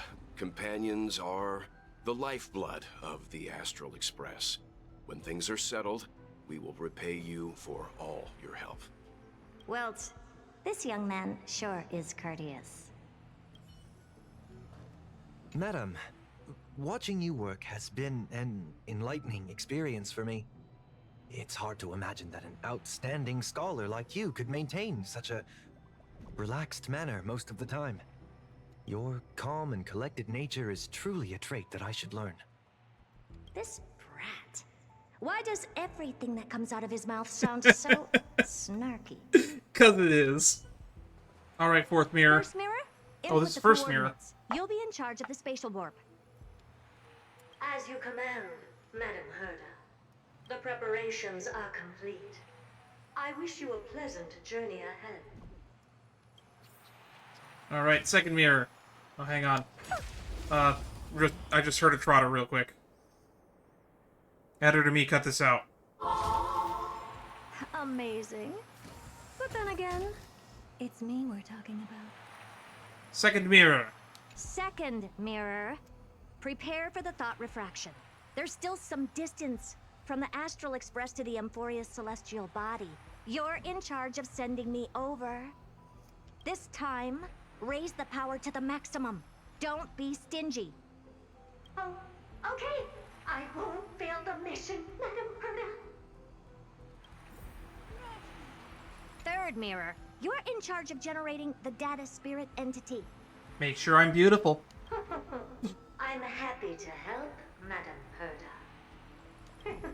Oh, that's right. This is the creepy laughing one. Are you planning to use this time? Good question. Let me think. Forget it. Just use my own appearance. There's no one there that'll recognize me anyway. As you wish. Alright, good old fourth mirror. Fourth mirror, you'll be in charge of... It seems like I have nothing for you. Just stand by and wait for orders. Ah, standing by again. That's so boring. Next time, can you count down from Boren's death? That's funny. Alright, return to first. Preparation of the data spirit entity complete. Thought refraction at max power. Excellent. The first mirror. Let's get going. Have a safe trip, Madam Herta. May your journey yield good results. Alrighty. Coordinates input complete. Preparing to activate spatial warp. Destination: unknown celestial body. Amphorius. Spatial warp countdown. 5, 4, 3, 2, 1. Warp activated. Oh! So that's Amphorius? Its appearance is, well, sure is unique. Yeah, it kind of looks like a Mobius strip. Second mirror. Prepare for thought refraction. It's time to send me in. Alright, please read the safety protocols carefully. Can't you hurry up? Yes, ma'am. Oh, here we go. Where's she gonna end up on Amphorius? I didn't expect it to be so turbulent. I should have asked the second mirror to use slightly less power. Huh. What a magnificent sight. Is this the entrance to Amphorius? Let's see. Perhaps I'll be able to find a way in. Oh, that's the Flame Reaver over there. What's this? A statue? It's ugly. I don't like it.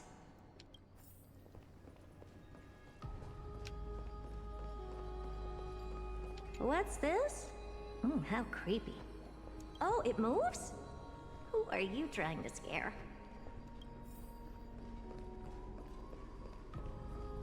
Oh, I finally found your traces. How esteemed must you be for the great Herda to come out personally? When we return, get ready to become free labor for the simulated universe for the rest of your lives. Already am planning on that. It's either a projection or a fake.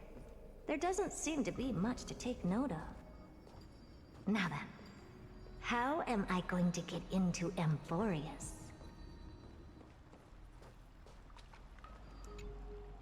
My deepest apologies, esteemed lady. Hello, I'm afraid Lygus. that you cannot proceed further. Who's there? Your visit, although not part of my calculations, is a pleasant surprise. It's a pity that the preparations are not yet in place to receive you with the hospitality that someone of your status deserves. This Lygus guy. I love this man.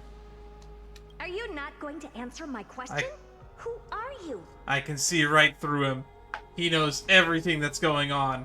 I have many identities. Are you actually Noose? And I'm going to have even more in the future. But if you just need a form of address, you can use my common alias.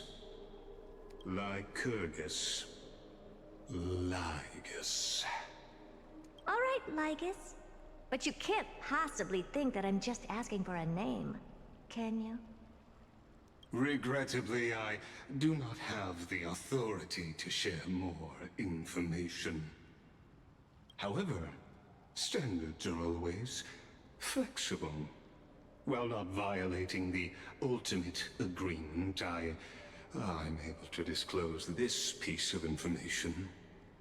As you thought, this is the entrance to Amphorius.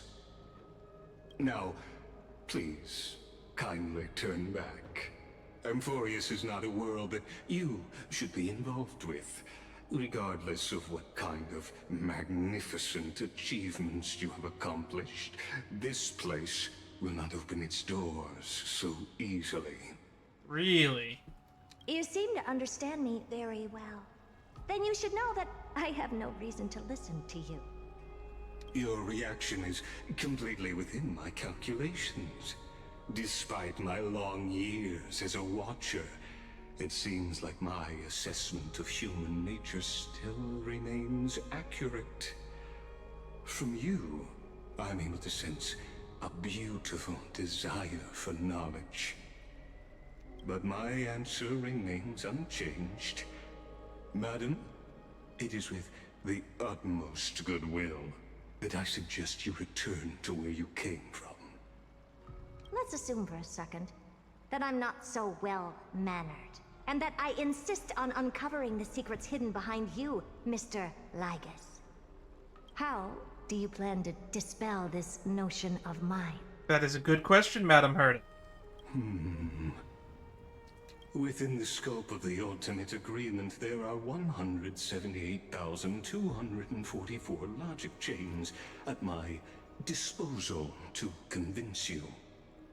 After filtering through them, I have determined that I only require 3 to attain the results that He I just desire. Doctor Stranged her ass. Oh? I'm all ears. Alright, which one of those 3 phrases are you going to say to me that makes me not want Madam Herda on this planet?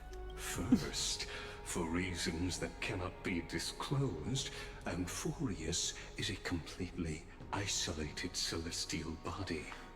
Apart from me, no one else will be able to help you enter. That's not a good argument. Yeah, it ain't. Second, if your plan is, as you've alluded to previously, to force me into cooperating by showing hostility. Do know that, just like you, I have basked in the gaze of the erudition.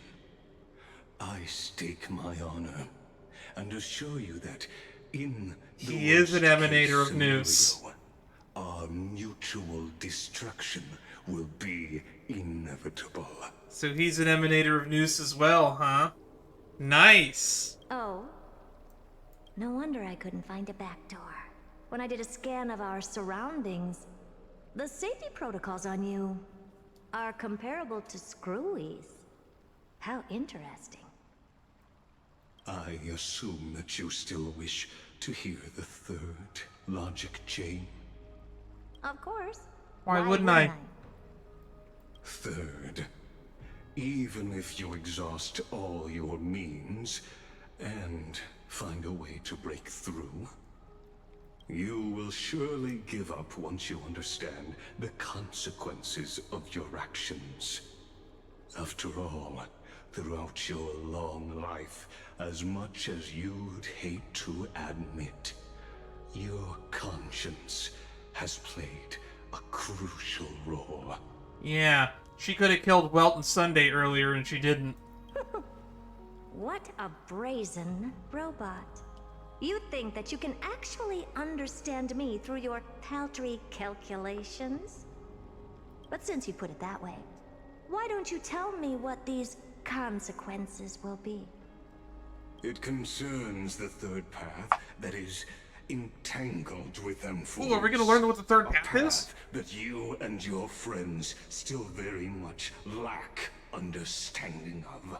Is it finality? The destruction. Oh, it is the destruction. So, well, like, so much for that fan theory. The third path is destruction. persist in your ways. Sorry, Nova Impact. Oh well. You will break the shackles of a Lord Ravager. And when that happens, their fury will engulf the cosmos. So one of the Lord Ravengers is responsible for what's going on in Amphorius. Interesting. Is it the Flame Reaver? Is the Flame Reaver the Flame Reaver might be the Emanator of Destruction, or the Lord Ravenger. Alrighty. And that was a really good ending. It left me intrigued. We can now start doing these events. So I will be doing stories across the universe next. But before that, before we sign off, we are gonna do some As I've Writtens. I saw you were smiling when I got here. It's because it's your day off, got it? Got it in one, didn't I? It's because I like this place. Praise be to the days of rest. I can only imagine how hard you usually work, so let's shout it out loud together. Praise be to days of rest. Alrighty.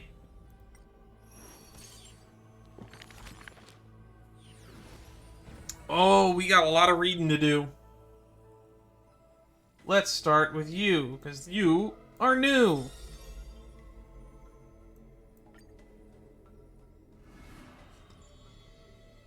The Fleet-Footed Traveler, Cifera. Lying Cat's Travelogue. A thief tells a few stories. The first story is titled The Golden Apple.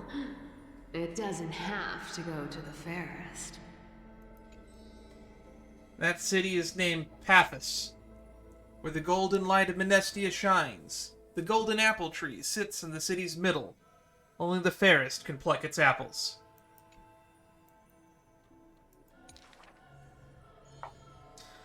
The beauty pageant begins on time, as the fair ones stretch their supple arms, trying to pluck the fruits above their heads, yet every time the apples come within reach, a breeze blows the fruit away without a trace.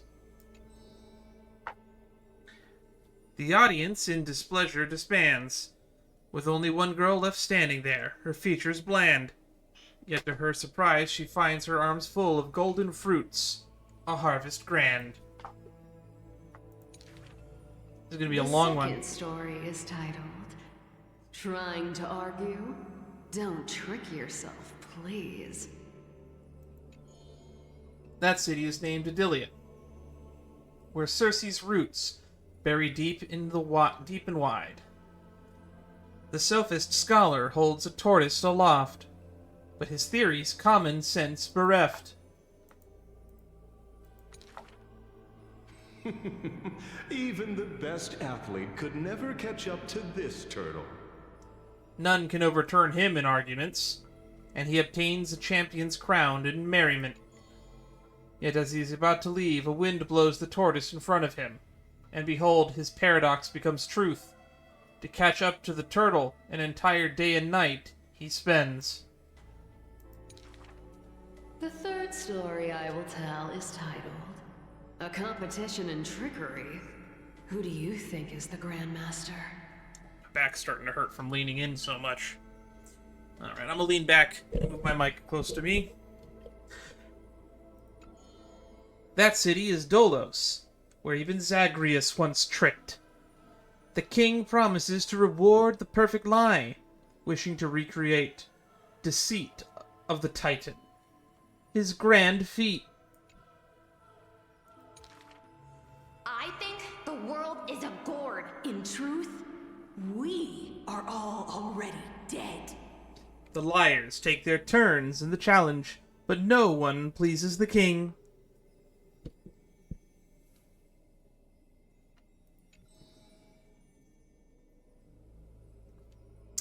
With a gust of wind, the girl emerges before the kings, and when she leaves, he's already the king's promise in such a pouch. The others are curious what she raised. Zagreus can only tell lies. And I am Zagreus. That is a self-defeating paradox. The fourth story is called, You Like Money. Good. But you must pay the price. That's the scene from the trailer. Nameless faces. The city is called Mydeimos, where the sea breeze intoxicates people with delight. A wealthy penny pincher prays to a titan. Please give me the power to turn anything into gold. Well, hello there, Midas.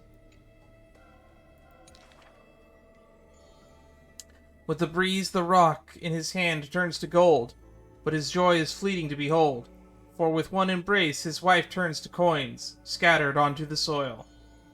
He howls Fagosa to retract the blessing, but sees a girl in a hood in passing. The girl laughs hilariously, holding his hand in hers. Go back and check your vault. Some gold may be missing. But your beloved is right there, waiting. So she used her speed to swap his wife with gold for a gag.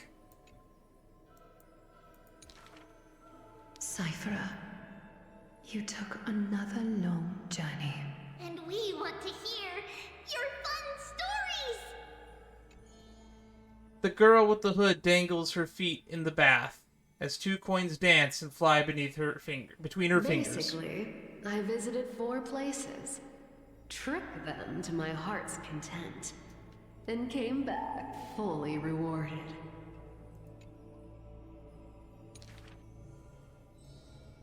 The girl pauses her words and looks out the window as the light above the Titan's shoulder casts her right cheek aglow. The dawn will never cease, and the thief star wanders in foreign lands. How would you know that I am not lying right now?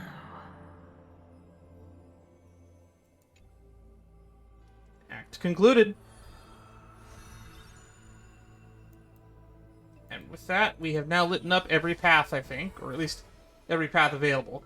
That's 8 of them. Alright. Oh, Mydeimos got a new one? Let's do Castorice.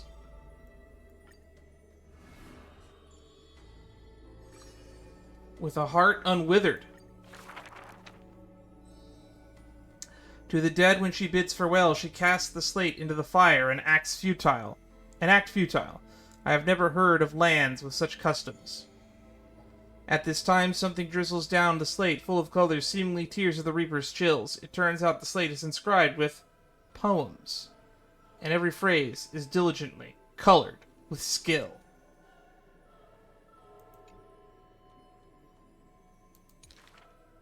Before people pass away, I write down these poems. That is the limit of the girl's answer, and she only responds with silence for requests to read these poems. As time goes, she finally opens her petal-veiled heart, and the reason behind her reluctance to show her work is finally clear. My poems are still too green. Not worthy to be art. Oh, but you'll never get better without constructive criticism. It stems from the girl's shame and her discomfort. It seems the girl once also loved to imagine with effort, and many wild tales were written on her part. A misunderstanding was what made her cease this art. It was a pair of arch-enemies who gained fame in war. One of them burst into laughter after reading the girl's poetic words. I clearly wish to kill and tear each other apart. But in your eyes, you think we are close, unable to part.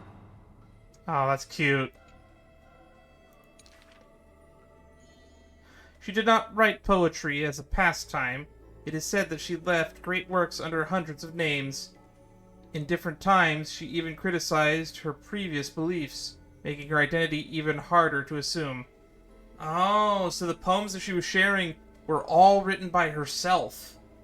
Which makes sense, because the poem that we got about the dragon and the princess from Mydeimos was actually written by Pollux in the previous loop. So all of Castorice's poems were just her when she's using a different pen name over time. I still found her weakness after many twists and turns. No matter how fickle her thoughts, she never lost faith in those words regarding the value of a fragile mortal lives. She is heartbreaking and enchanting. She is the fingertips of death, and the ghost of love and poetry. However, those poems have brought her many complaints.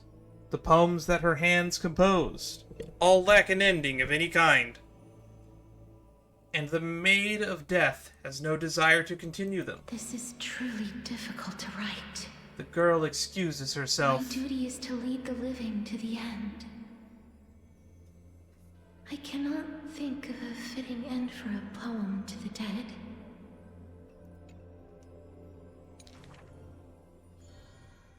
Such is the epitome of lies. One who's grown used to death remains inexperienced with farewells.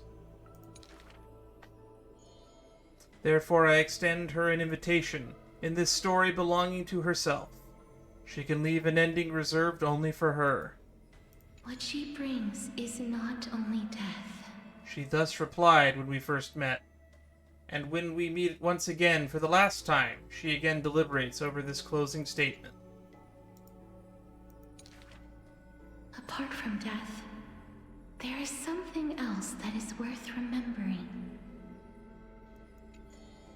That is the journey she walked.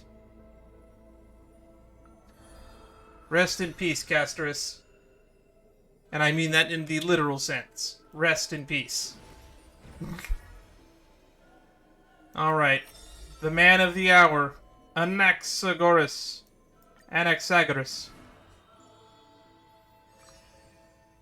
Expose the divine. Do not make him your enemy, even though he may seem frail and weak. When a valiant warrior from afar assaulted the grove, he shattered their strength with only his eyes and a pointing stick. He sent them running, pride cut to the quick. He may seem cold and unkind, but he sees through human emotions with just a peek. A student was troubled by love's trials and aches. With one sentence, he guided them away from heartbreak, letting destiny's strands weave a path to love and happiness shape. What? Are we still talking about the same guy? All is science, and human wisdom knows no bounds. Both martial prowess and emotions are knowledge that can be found. He firmly believes that all things can be deciphered, bared to those who peak, those that cannot be solved. Are not mysteries infinite, but only questions waiting to be answered, not obstacles bleak. Are we on page 3? For those who only protect themselves, the world cannot see their intentions. A sorrowful parting hours, the scholar refuses the matters. The isolated corner of the library he fiddles with instruments of crafters. Colleagues suspected him of creating new blasphemies, while students believe him to be making new miracles of mastery.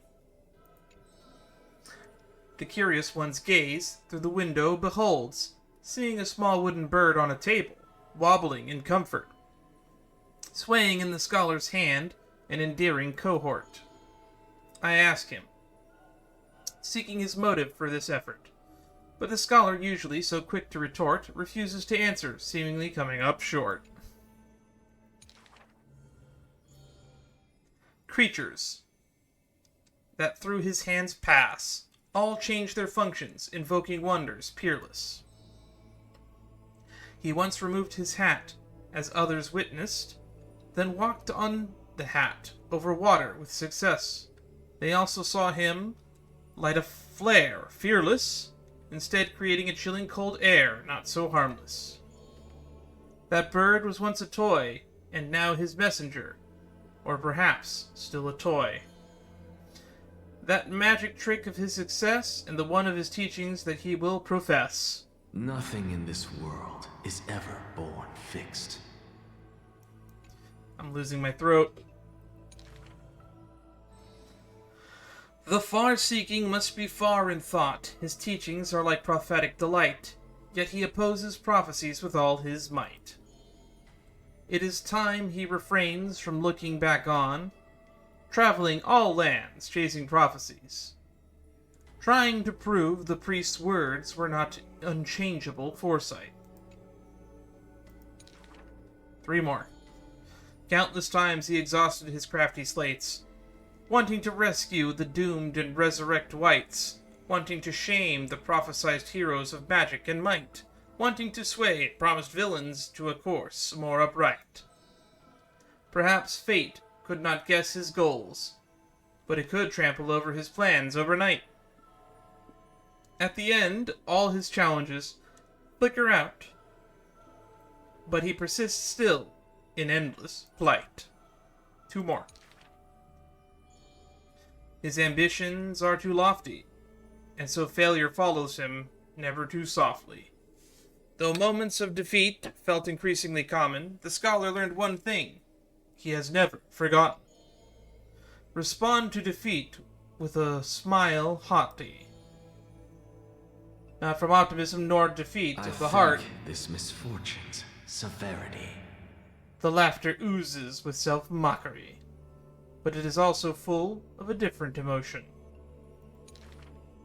If this road is easy to walk, then future generations will not praise my name in piety. Says his ambition.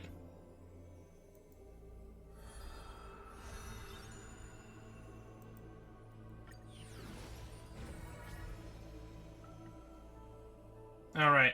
Aggie, you were important in this patch.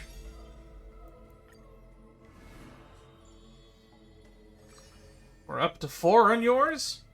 Yeah, you really are getting close to the end, huh? In the past, when strife followed the earth, and schemes disrupted the hearts of friends, the maiden who is yet a weaver was wrapped in a cocoon of most grand, untouched by the storm sweeping through the land. She spent her youth in a palace of romance, surrounded by treasures, with even maids beautiful beyond belief, upon bathing in the praise and admiration of wealthy nobles. I guess we got to see her vault. Till warfare set the threads aflame, and devoutly praying priest was slaughtered before the altar, the family adored by all perished before their courtyards. and the blood of her maidservants dyed her golden mantle red. The golden threads covering her eyes snapped, and the concealed truth finally appeared firsthand. Before a strong wind, a weak nobility cannot stand.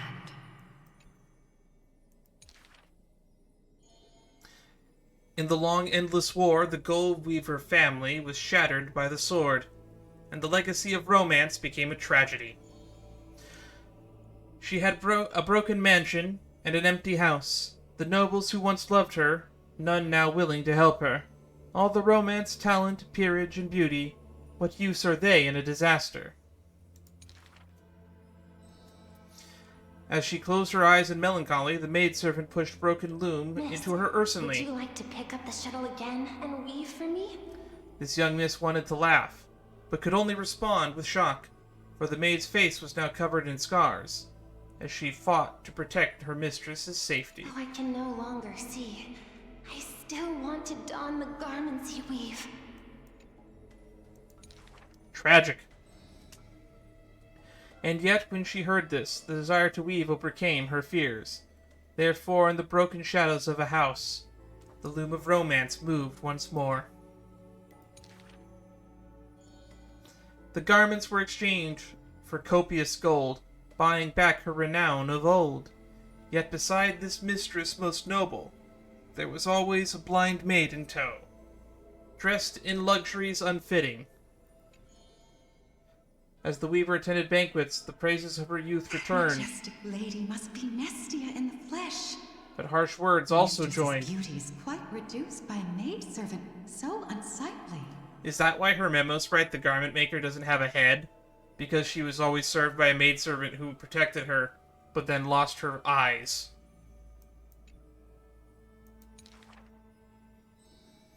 The maidservant apologized, and embarrassed lowering her head. My mistress, I have brought you shame. Yet her mistress brought her to the middle of the ball, having her garbed in the latest dress as the model. She now knew the praises and ridicule were both untrue, and that romance cared not for beauty of the face. The golden thread of the gods exists only within. She is no longer that helpless girl. She already carries the gods' authority and walks the hero's route. But she cannot hold back the calamity of strife. The unsightly maidservant blocked the dagger aimed at the mistress's soul, and blood once again dyed red something she wove. That was the last time in her life the maid's face she clearly beheld. When sewing the death shroud, she could not control how her fingers shook, often pricked by the needle sharp and acute. Thus that pristine white cloth wept with tears of blood and gloom. And when the day of the funeral came, she saw the commoners' endless graves, and the nobles dressed in silk frolicking in the groves, and sadness overwhelmed her in droves. Just a reminder that her tears and her blood are gold, not red. Is this the destiny unleashed for their act of chasing God's core flames? She kneels before the divine statues and prays Menestia of romance, to look at these garments soaked in blood from the flames of war. Why are those that appear so fair in fact ugly in truth? Why do faces unsightly contain souls cut from noble cloth? Why can the blind see the light? And why do those with eyes only see night? Life sucks. It's not fair. That's all I can say. The dying god remains silent. If you no longer have the power to see, then with my destiny, She grasped the burning core flame. I'll exchange for eyes that can see everything. Warm liquid flows from her eyes that now see all. In that instance, she is sure that what she saw, the manifestation of beauty. She saw Adrilla. We all heard it.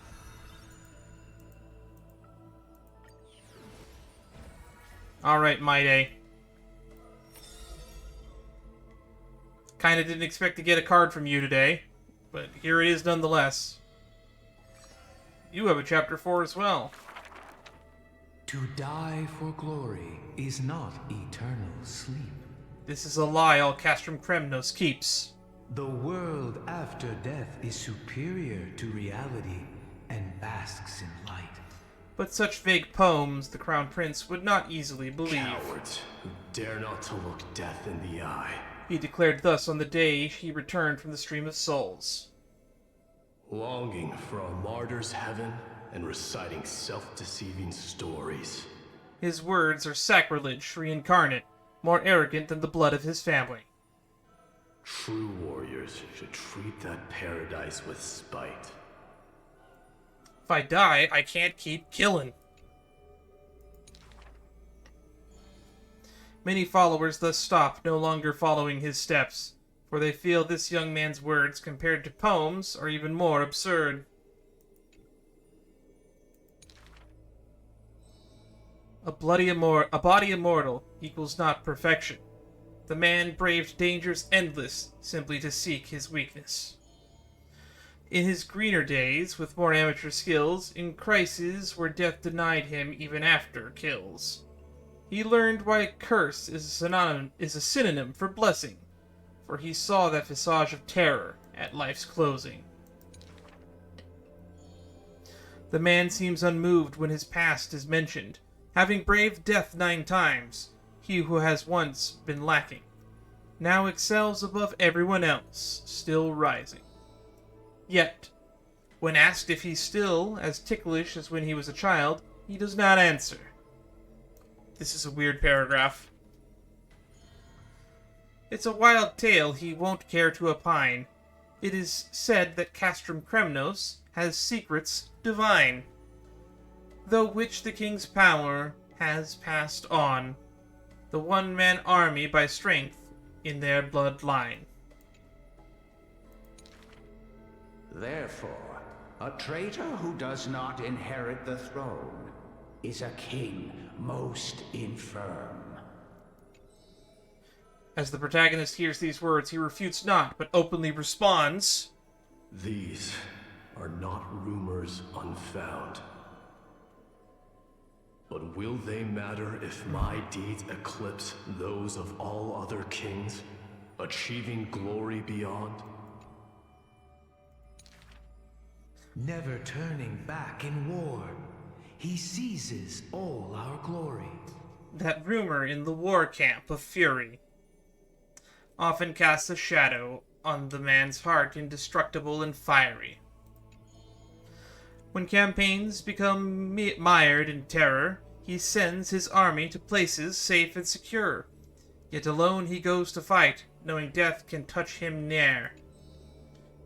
The Kremnoan detachment who follow him in livery all die in bed, devoid of glory.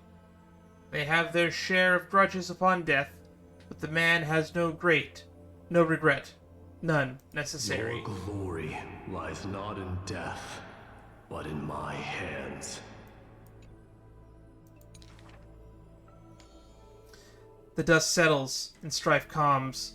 A deathly quiet covers his father's realm, and the man alone returns home. The question seems to sound from the shadows of the past around. Did you already walk that flame-chasing road, O king? Atop the throne, the man mutters alone. There's nothing else worthy of the hunt, for I am the blazing fire at the journey's end. It has long been foretold he killed the king to become a king, and killed the god to become a god. His eternal destiny is to be crowned in blood.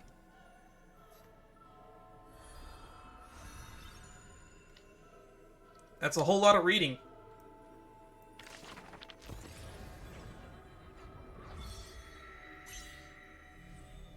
We only need one more from Tribby, one more from Mydeimos, one more from Aglaea, and a bunch more from a bunch of other people.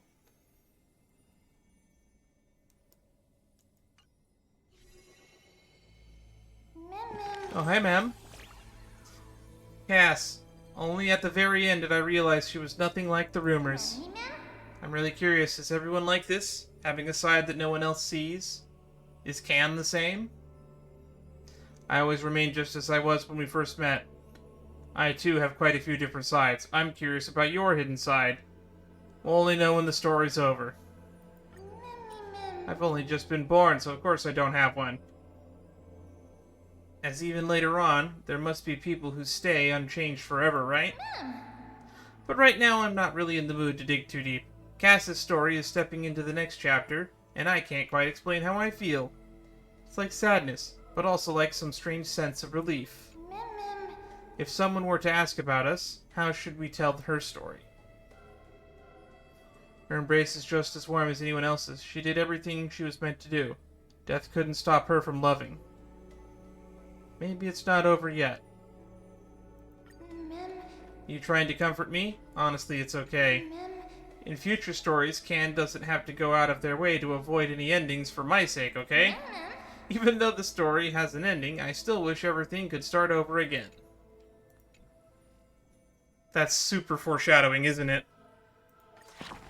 Well, this has indeed been a long and arduous journey. So this is a 3-hour stream. We had already basically streamed 8.5 hours, which means that this was a 11.5-hour story playthrough. This was about as long as 3.0, partially because of me talking over everything. I probably have added at least an hour to the gameplay of this, just from my own rambling. Next time, we will resume, I guess, or maybe I'll take a break for a few days, but next time we'll resume one of the 2 events, and then the other event after that. But in the next stream, because I don't know how long the event will be, we'll start out with our Castorice pulls. It's been a while since we've done a pull stream, and by which I mean we haven't done a pull stream since, I want to say, was it Tribby? We did make some attempts at Tribby's banner. We didn't get her. And then we did do, for the 100th stream, we did do 100 pulls on Robin's banner. And we all know how that went. We got her on the 101st pull, because of course we did.